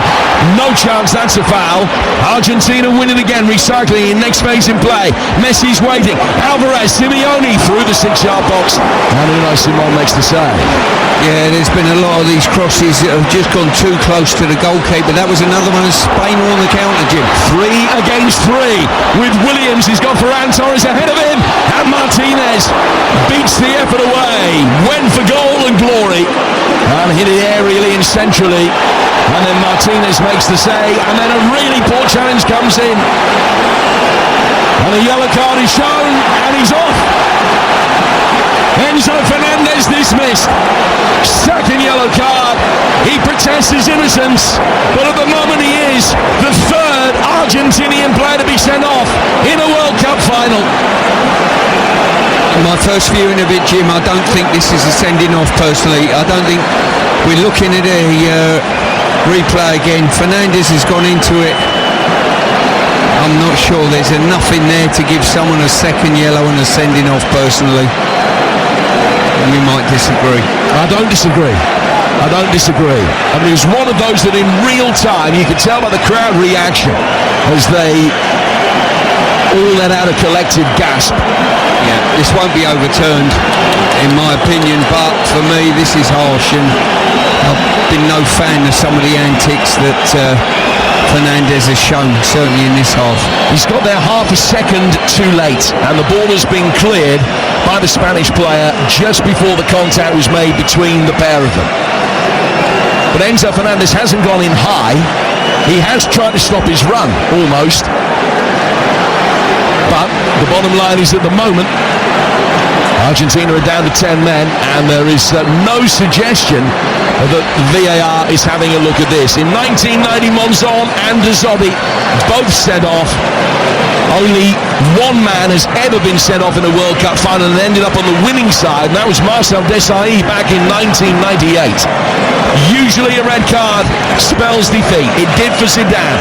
It did for John Heitinger in 2010. Is it going to for Enzo Fernandez here? Argentina down to 10 men. Enzo Fernandez's second yellow card confirmed. It's 0-0, but Spain are going to be going to extra time with a numerical advantage. Yeah, he's probably played the penalty for the first booking, certainly, but some niggly fouls that have come in. I think it was a fairly harsh situation. Messi at this situation, trying to coach the referee. He just got a letter from Infantino out of his top pocket and said, have a look at this. Get out of jail free card. Exactly, you got it. But I think Kubasi made a lot of it, didn't he? He sort of recoiled his foot back to cushion the blow, if you like, and then from that moment on pirouetted, and it looked a lot worse than it was. But listen, I'm not going to be here sticking up for an Argentinian player.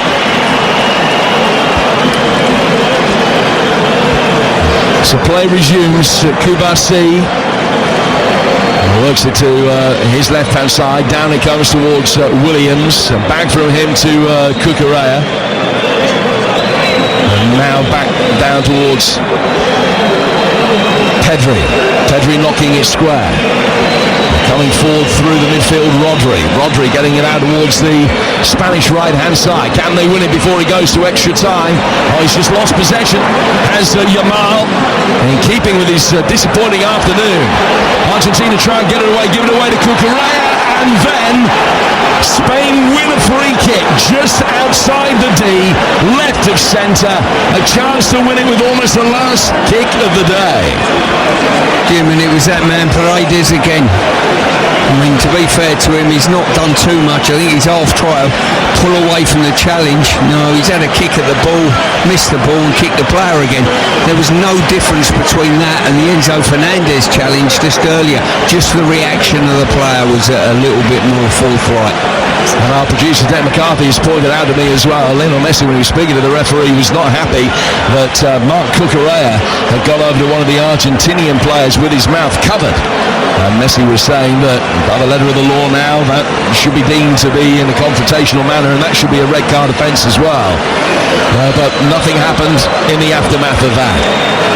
So here we are, right at the end of the World Cup. 4 minutes of added time, long since up. We're going to be in the 8th minute of added time when this free kick is taken. And if Spain score from it, they are world champions.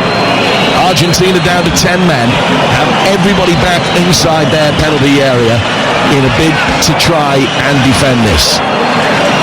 Pedro Porro stands one side of the ball, and Lamine Yamal is the other.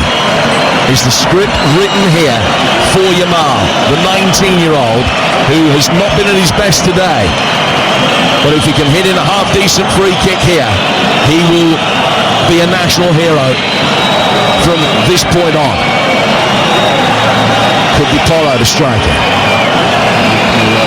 Personally, the angle, because it's left of centre, seems to be favouring the right footer. Pedro Porro looking down at the ball. MetLife draws its collective breath. It is Jamal, good save. Martinez dived away to his left-hand side, save that he would expect to make, but he gambled that it was going to be Yamal. He followed the ball in behind the wall, dived to his left, beat it away. Still time to take the corner, taken short. Back in from Williams across the 6-yard box. Another firm challenge gets it away, and we will go to extra time. Well, half an hour of extra time to go. Spain with a numerical advantage on a day where they've had 15 shots. Argentina haven't had any, but they might still be world champions in half an hour's time. 0-0, extra time to go. World Cup final going to extra time. Well, no shot there. 5 of the last 6 have now, and 8 previously had, all told. Only 3 of those 8, though, required penalties. So are we going to see the side break through? Argentina have gone to extra time in a World Cup final a couple of occasions. They've only ever conceded 2 goals in extra time in a World Cup match. One of those, the winner in 2014 when Mario Götze scored, and the other, equaliser from Kylian Mbappe in 2022. So they lost the 2014 final in extra time. They won the 2022 final after extra time with penalties. And what will happen in this one? Enzo Fernandez sent off for them, the 3rd red card of his career. 2 of them have come for his country. And Spain get us back underway, kicking from left to right in the first period of extra time in the 2026 World Cup final. And the Spaniards will bring the ball forward here. Pedri working it down to the right. No further changes made, incidentally. Argentina can now make 1 more. Spain have still got a few in hand. I think they've got 2 left that they can make. Here's one of the men that they have brought on, Williams, playing it back for Cucurella.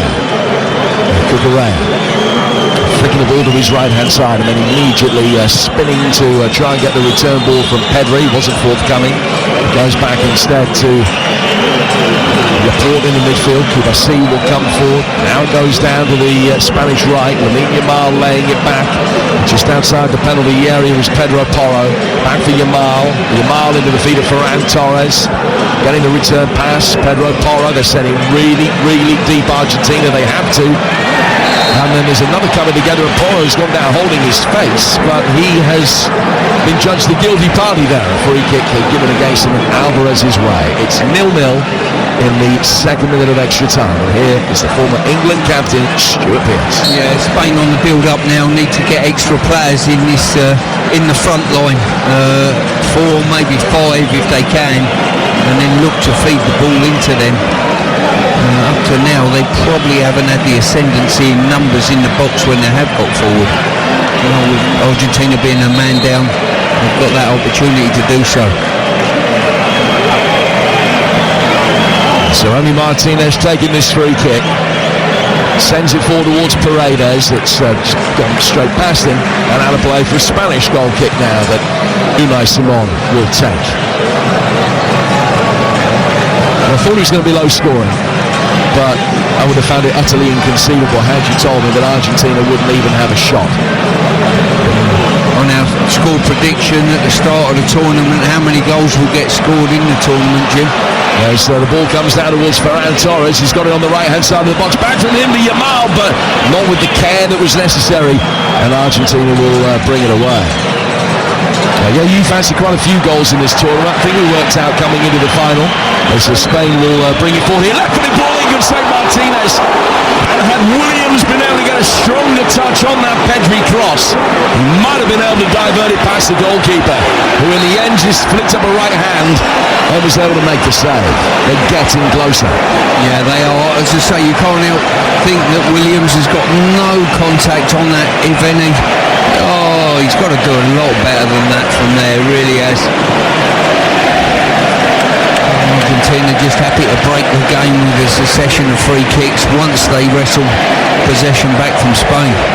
Yeah, brushed off Williams' forehead, and he couldn't add a World Cup final goal to the one that he scored against England in the Euros. Yeah, you thought that there were going to be, I don't know, was it 3,500 goals or something in this World Cup? I can't remember what you said. I think you'll find 483 I suggested, so I needed to go into this game with a 59-58 swing in the final. And you still have been 100 short.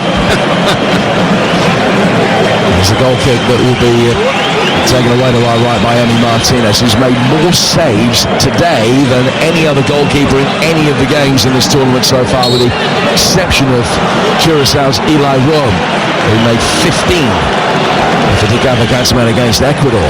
And the damning thing from Spain's point of view is none of those you would have expected to have beaten him, would you? No, not at all. The closest they've come was one he almost threw in.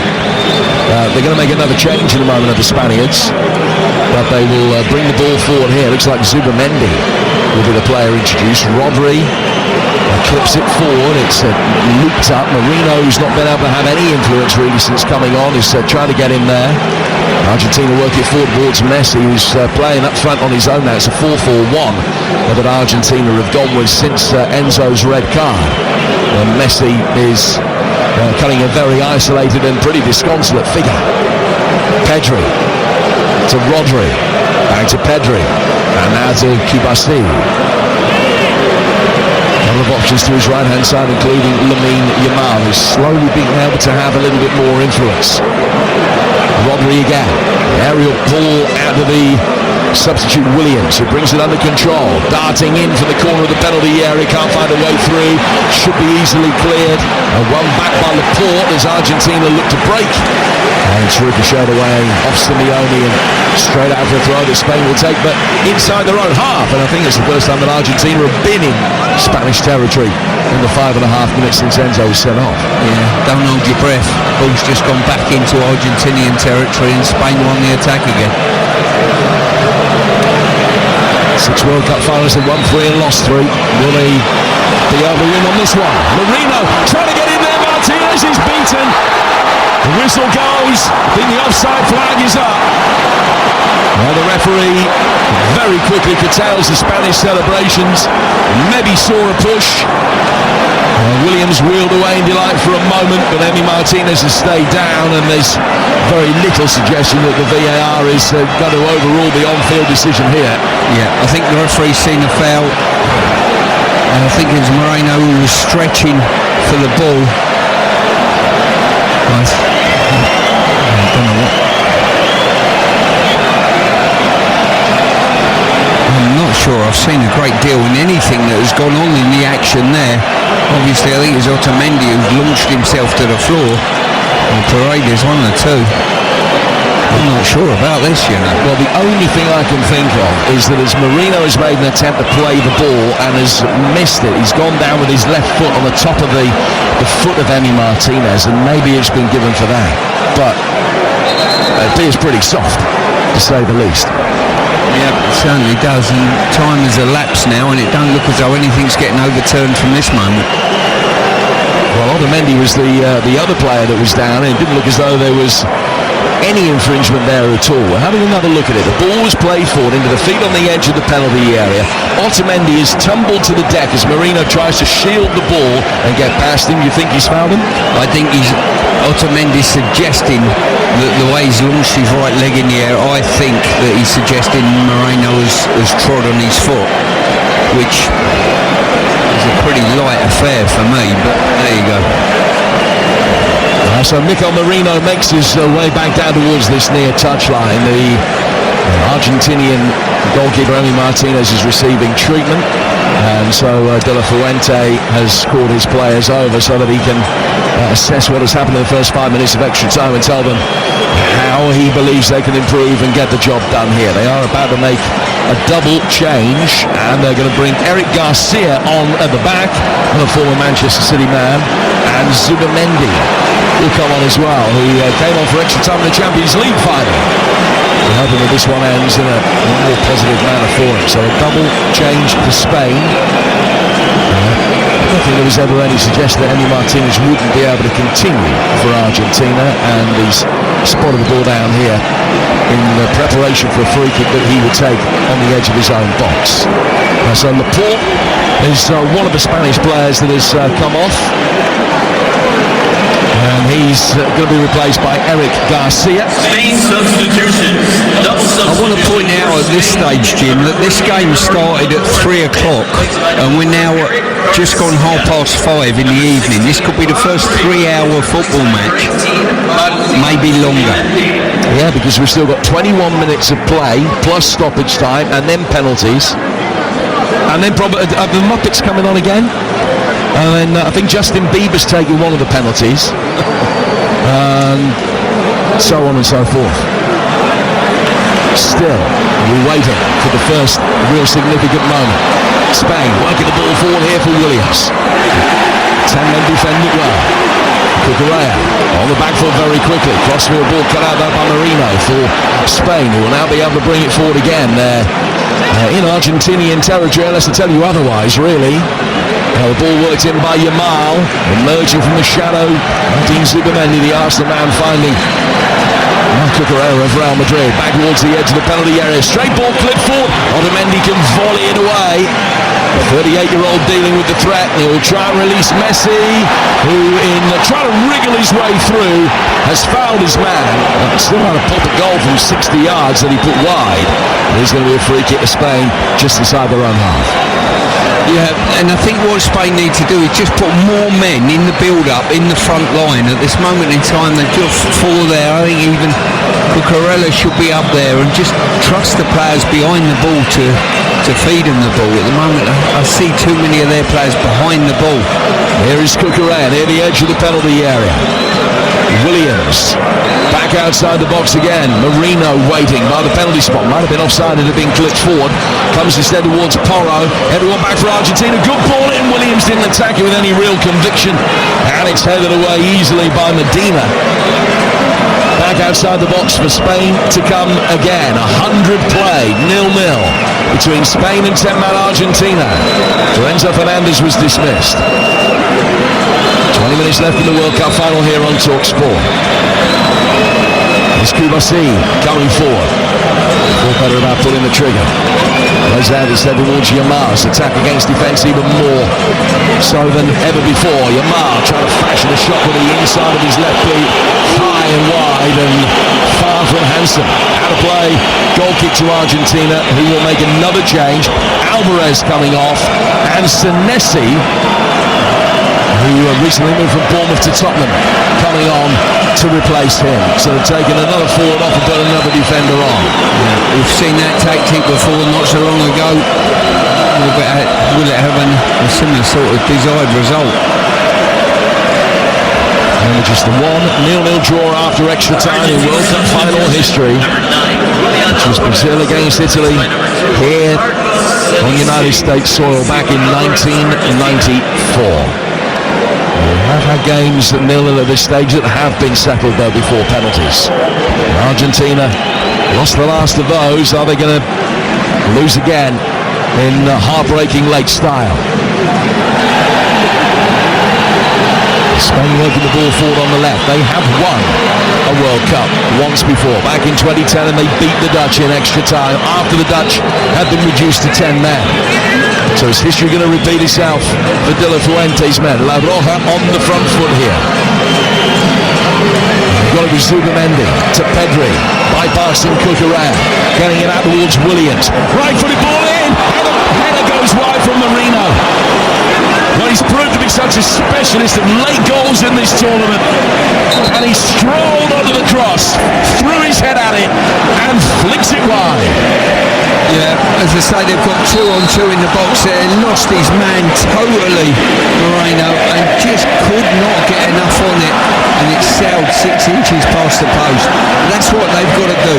Get 3 players between the goalposts, the Spaniards, work the ball wide, and then pop it into the box.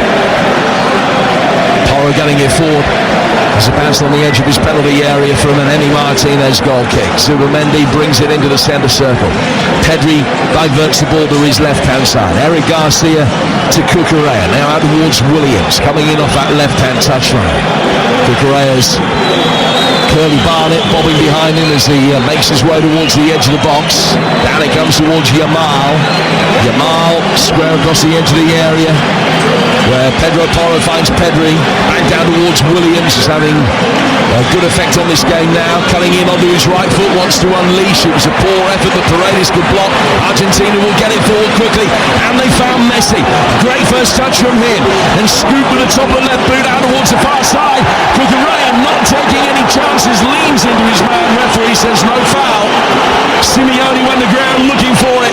Spain will bring it forward, get it out towards Yamal, but it's bounced off him and gone out for a throw to Argentina in the left back position. And then a late challenge came in on Yamal after the ball was cleared. No harm done.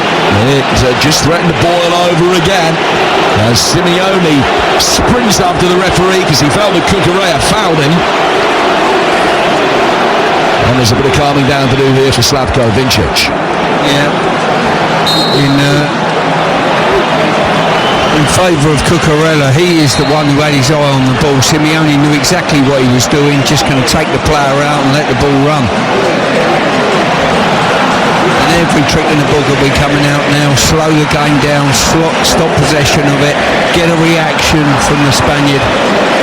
And the past form, particularly in penalty shootouts, counts for nothing. But overwhelmingly, Argentina have a better record in shootouts than Spain. Lionel Scaloni incidentally picked up a yellow card, the Argentinian coach. Romero has also been booked since coming off the field. All of the yellow cards that have been shown have gone to Argentinians. It's 6 in all, 2 of them to Enzo Fernandez. That's why Argentina are down to 10 men. Spain trying to bring it forward. 3 additional minutes at the end of this first period of extra time. Still 0-0. Argentina very nearly halfway from going down to 10 men to getting this game to a penalty shootout. Emi Martinez controlling the ball, sends it forward, right-footed from the edge of the box. Can Argentina win the World Cup having not had a single shot in the final? It could yet happen. They will control the ball inside their own box and get it away. Spain have had 19 attempts, but haven't found a way through as yet, haven't come particularly close to it. Just have Marino ahead of their best chance. Messi putting the ball down under control in the Argentinian midfield, in towards Simeone, back from him to Paredes, little nutmeg there at Pedri, but Spain do brilliantly to win it back. Great backheel flick from Marino, back for Pedri again, forward in possession. Everyone could see Simeone coming apart from Pedri himself.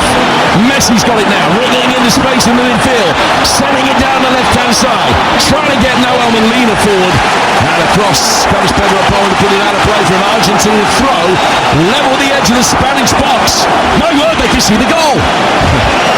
I'll tell you what, Spain, if they end up getting beaten on penalties, they're really playing the game at the moment. They're attacking there and they've got a hold back four and a holding midfield player all in place. Now they've got to throw an extra man or two forward, they really have. Yeah, an Argentinian player has gone down. Claiming that he was put there off the ball by Ferran Torres. Simeone again. No, it's not actually. It's Tagliafico this time. Well, it's been an unedifying spectacle, this. I mean, it hasn't been the 1990 final, and it's been a better spectacle than 94, but it's not one that's going to live long in the memory, unless, of course, you've got some emotional investment in the game and it's your side that gets over the line. And if that's the scenario, it really doesn't matter how you win it. But I think football could probably benefit from Spain ending up lifting the gold trophy in the next half hour. Tagliafico clears the ball from halfway, and Marino is being spoken to here by the referee after something that happened. It's Paredes again. He's just taken Marino out. Got no eyes for the ball whatsoever. Just took him out with a body check, and the referee decides to ignore it or doesn't understand that is actually a free kick. Spain get the ball away from the edge of their own penalty area. That time he has given a free kick to Spain when an advantage would have worked quite well, and then before they want to take it, he said that's half time. So half time and extra time, no breakthrough yet. 10 men of Argentina still hanging on 0-0. Worth reiterating, I think, who's on the field as we start extra time. Argentina playing 5-3-1 with Emi Martinez in goal. And then across the back, it's Molina, Senesi, Otamendi, Medina and Tagliafico. And then in midfield, Simeone, McAllister, Paredes and Messi up front on his own for Spain. 4-2, 3-1. Unai Simon in goal, Porro, Kubasi, Eric Garcia and Cucurella the back four. Maybe alongside Zubimendi in the midfield as Spain bring the ball forward here, angling a high ball inside the penalty area, headed down, edge of the 6-yard box, blazed into the roof of the net. Ferran Torres with the goal that may well win the World Cup for Spain, and that is a victory for football if it happens. Played inside the box, headed down, and Ferran Torres blazes it into the roof of the net. And on a day when the 10 men of Argentina haven't had a single shot on goal in 107 minutes, can they now salvage an equaliser to keep Messi's hopes of another World Cup alive? Or is this going to be Spain's year? Spain won, 10-man Argentina 0, and it has been coming. Well, they've got some players in the box on that occasion with all the good football and the passing through the thirds from Spain, not creating a great deal. Toss it in the box, headed back from the far post, and Torres come onto it. All he had to do was keep it under the crossbar, and he done exactly that. Poor defending by Argentina at the far post, but a wonderful finish on target, good pace, and it was Williams that done extremely well on that occasion to keep the ball alive at the far post. And it's no less than Spain probably deserve on the run of play, and I can see them keeping the ball without having any attempt at going forward from now on. Spain. 25th goal of his international career is the most important he has ever scored. And Spain, who won the 2010 final with a goal in extra time against 10 men, might just be doing it again. So what will the Argentinian response be? We've talked at length over the last 2 or 3 weeks about how they play their better football when they're up against it, when they've trailed in matches, as they did against Egypt and England. That's what brings the best out of them. Will they be able to engineer something here with this numerical disadvantage, a man down and now a goal down as well on a day in which they haven't had a single attempt? Spain have had 20, but 20 of them has given them the lead. Free kick here to Argentina, just inside Spanish territory, 10 yards inside Spanish territory. Ball played forward. Senesi probably went a little bit too early, so he couldn't attack that. It was nodded on innocuously. Unai Simon comes out and picks it up, and now he will be in absolutely no hurry to restart play. 12 to go, 1-0 Spain. Well, Spain have been in no hurry to play forward. They're just like, they've got 6-7 men in their own half, and I think they'll just keep the ball in the half and say to Argentina, if you want it, you're going to have to work a little bit harder than that, gentlemen, to get it. Correa plays it up the left-hand touchline, wins the throw. De La Fuente with this extraordinary record. It's his 50th game in charge of Spain. He's never lost one in a tournament. All told, his record for Spain, if they hold on here, will be 38 wins, 10 draws and only 2 defeats. 1-0 Spain. And it's Ferran Torres who has written his name into World Cup history. Probably. It's still time for Argentina. Second goal for Spain, and it will be all over. Ferran Torres so pumped up, adrenaline coursing through his veins after scoring that goal, whipping up the crowd. He's conceded a throw. Argentina get it forward quickly, work it out towards Messi. Still time for him to have a major say, of course. Will he be able to find the equalising goal? Side that have scored the first goal in World Cup finals invariably go on to win them. Last team to score first and lose the final, France back in 2006. Ball poked away by Spain from Messi. Medina will try and make something of it. Goes out towards Senesi. Back from him to Medina. Now to Otamendi at the heart of the back line.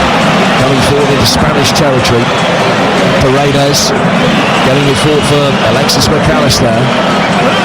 Paredes has it again. Just trying to drop one over the top of Lionel Messi, going to chase after. It's never likely to happen.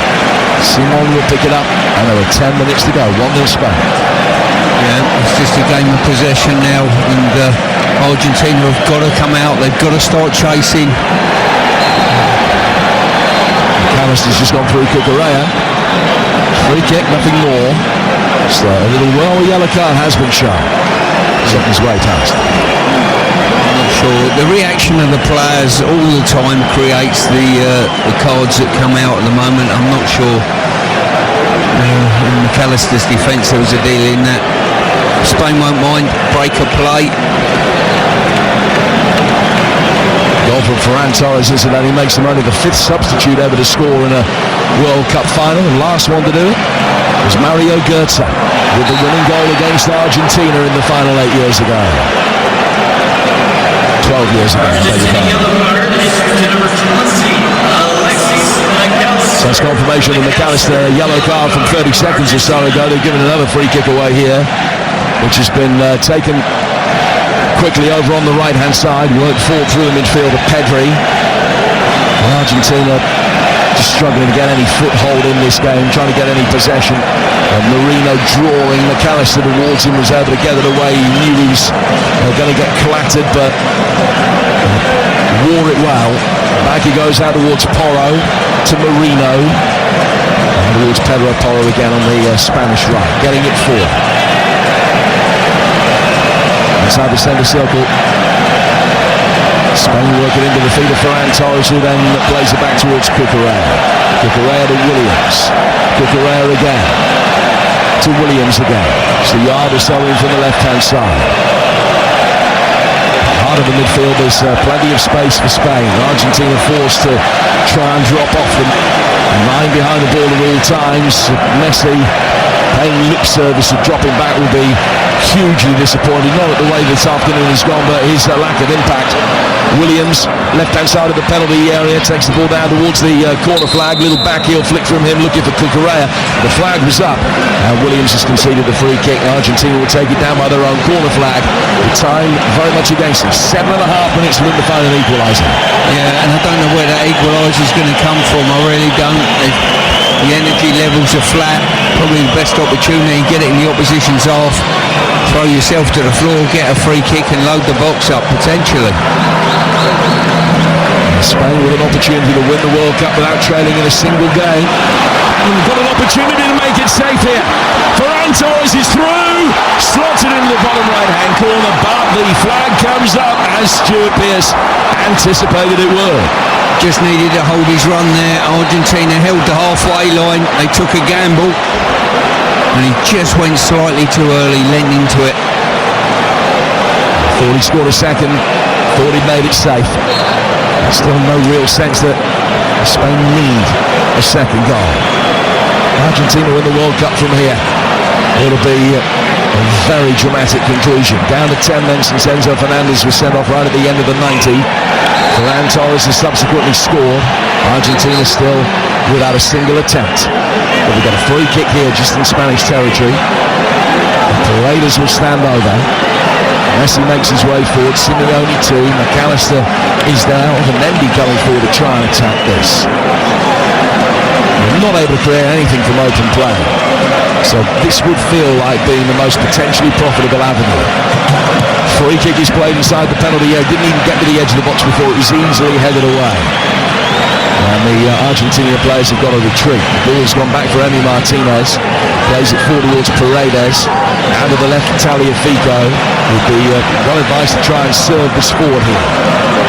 Goes with a long crossfield ball that Messi backs off and brings down on his upper chest, and then takes on his man and beats him, and now he's got it inside the penalty area, curving it inside the box, headed away by Eric Garcia, and out for an Argentinian corner, only the second of the day. Well, and we're off again. Messi's taking it short. Comes back outside the box, back to Messi. Another left-footed ball swept in. Oh, only just onto the roof of the net. Now, whether it was an in-swinging cross or was a shot is a moot point. But he swung it in towards the top left-hand corner.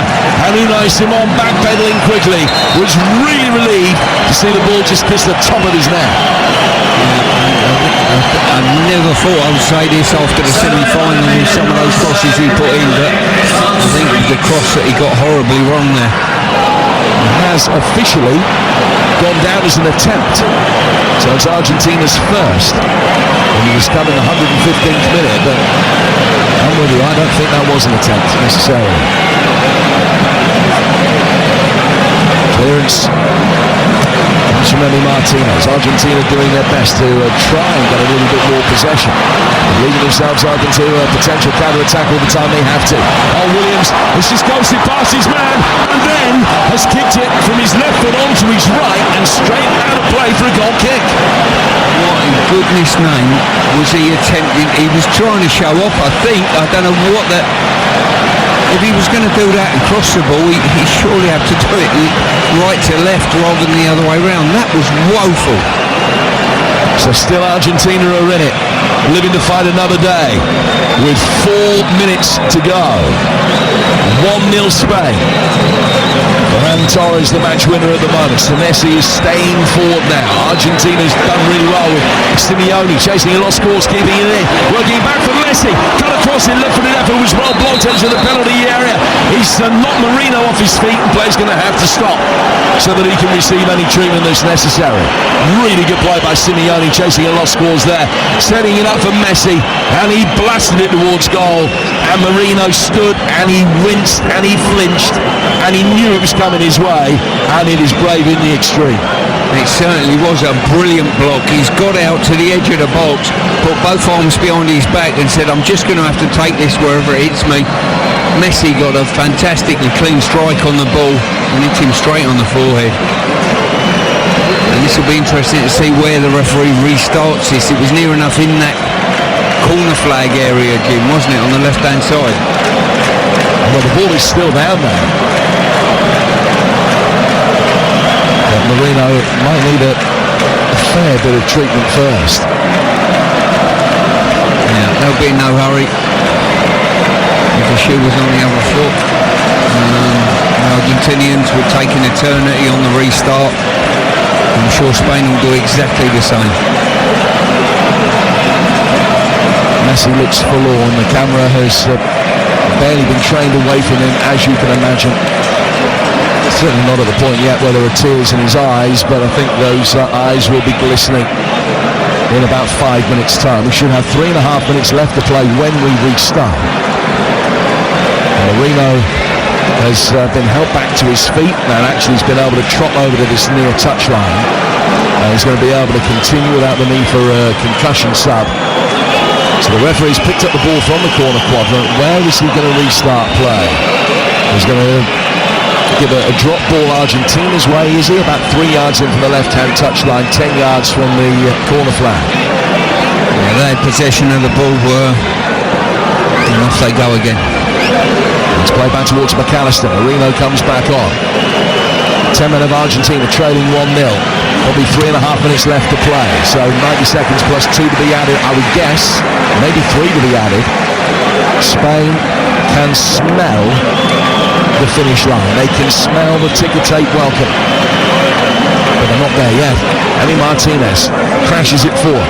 Coming to meet it in the air. Messi's done well. Helps it on. Flicks it towards the edge of the penalty area. Spain get it away through Eric Garcia. Williams can't go for that because he would have been offside. Then when the ball is brought down, he's shoved his man. And it's going to be a free kick to Argentina. And they wave Messi over to take it. In fact, it's been taken short into his feet. He can't take it there. I mean, same ball. Well, he was passed into him for him to continue. I agree with you. He then bent down and touched it with his left hand because he wanted to take the free kick from 15 yards too far forward. And the referee's bottled that. Yes, exactly that. He's changed the laws of the game. That was absolutely 100% definitely taken and put into the feet of Messi. They've worked it short. The controversy, if anything, comes from this. Messi flicking it round the corner. Simeone drills it through the 6-yard box and they put it wide. Coming to meet it to Messi. They're darting right across the Spanish defenders. And it's taken a nick on its way through and goes out for a corner. That's the closest they've come. I've got to say, Spain are doing everything they possibly can to give Argentina a lift. They kept the ball brilliantly for the best part of 120 minutes. Now they just can't get that ball back to get themselves up the pitch. They've only conceded once in the whole World Cup. They've got 5 minutes of added time at the end of extra time to withstand Argentina pressure. In comes the latest delivery, flicked down, a little bit of head tennis inside the 6-yard box, goes out for another corner. And somehow Argentina, with this numerical disadvantage, are beginning to ask some pertinent questions. 4.5 minutes to go. Messi to take another corner. All of a sudden, you couldn't bet against him. Corner's been taken short, but the referee says he wasn't ready. So Messi will come across to take it again. Well, this is the closest Argentina have been, certainly all day, really. Corner will be taken again by Lionel Messi. In towards the corner of the 6-yard box. Right-footed effort over the bar on the turn. Another half-decent chance. Argentinian heads in hands behind the goal. And Simeone's missed it. Difficult because he had to wrap his right foot around it on the turn. But he couldn't keep it down as Spain survived. Tell you what, difficult but not impossible by any means. There wasn't a lot of pace on the ball. It was dying before him. That's got to be on target. Whether it goes in or not, he's got to do better than that. Simeone only 2 goals for his country. And that could have been a hero there. Argentina working it forward again. So is there one last extraordinary paragraph in Lionel Messi's World Cup story? It's going to be very, very late and even more dramatic if there is. 3 minutes to go. Added time at the end of extra time. Argentina down to 10 men. A man down and they're a goal down as well. But they'll get it forward here with Emi Martinez. Long 60-yard ball forward, and Argentinian player, I think Otamendi has gone down, is claiming that he's been fouled. The referee says throw to Argentina, nothing more than that. They've taken that as quickly as they can. Work down towards the Argentinian right. Messi again finding pockets of space. 2.5 to go. He's worked it into the feet on the edge of the edge of the D.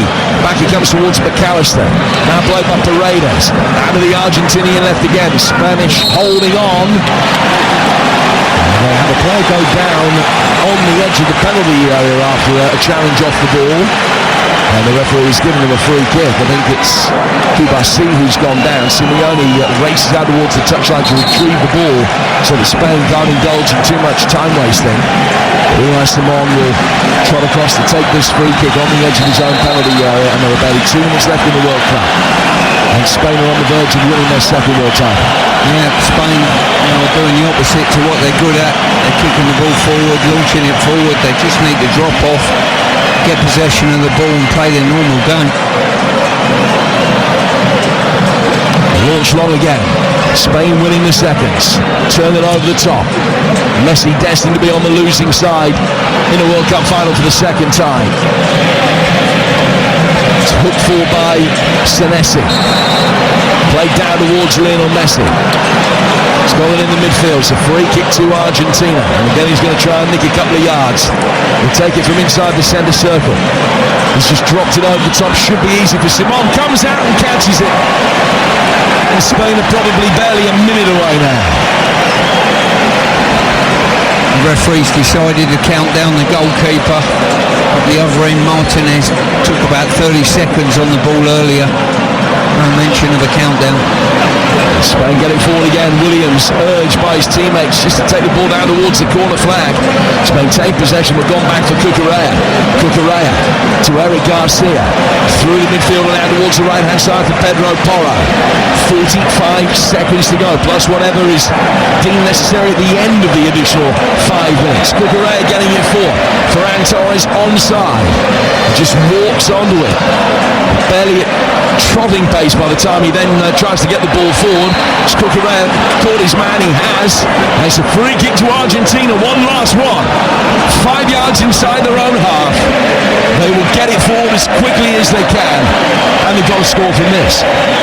Otamendi's just bought his 5th foul of the last 10 minutes. Quite incredible, really. And Spain are just forcing pressure on themselves, and the Hail Mary's coming now from the halfway line. All or nothing for Messi in Argentina. Eddie Martinez swings it forward. Spain get it away. They turn it forward, and they are champions of the world. The full-time whistle goes. The Spanish bench empties. They race onto the field in delight, and the Argentinian players sink to their knees. Their faces etched with regret. Inevitably, there is a square up between players. Paredes getting involved with one of the Spanish substitutes. Looked as though he threw a punch. Argentinian players, faces etched in tears. So frustrated on a day where they barely landed a punch until the last 6 or 7 minutes. The script was written for this to be Messi going into folklore. Argentina, the first team to retain the World Cup since the 1960s, but they simply didn't turn up. And this Spanish backline that had been magnificent throughout the tournament held firm again. Argentina barely with an attempt until it was too late to do anything about it, and the 10 men couldn't find an equaliser. Argentinian indiscipline costing them in the World Cup final yet again, and Spain have beaten them with a Ferran Torres goal in extra time, and Spain for the second time are the World Cup winners.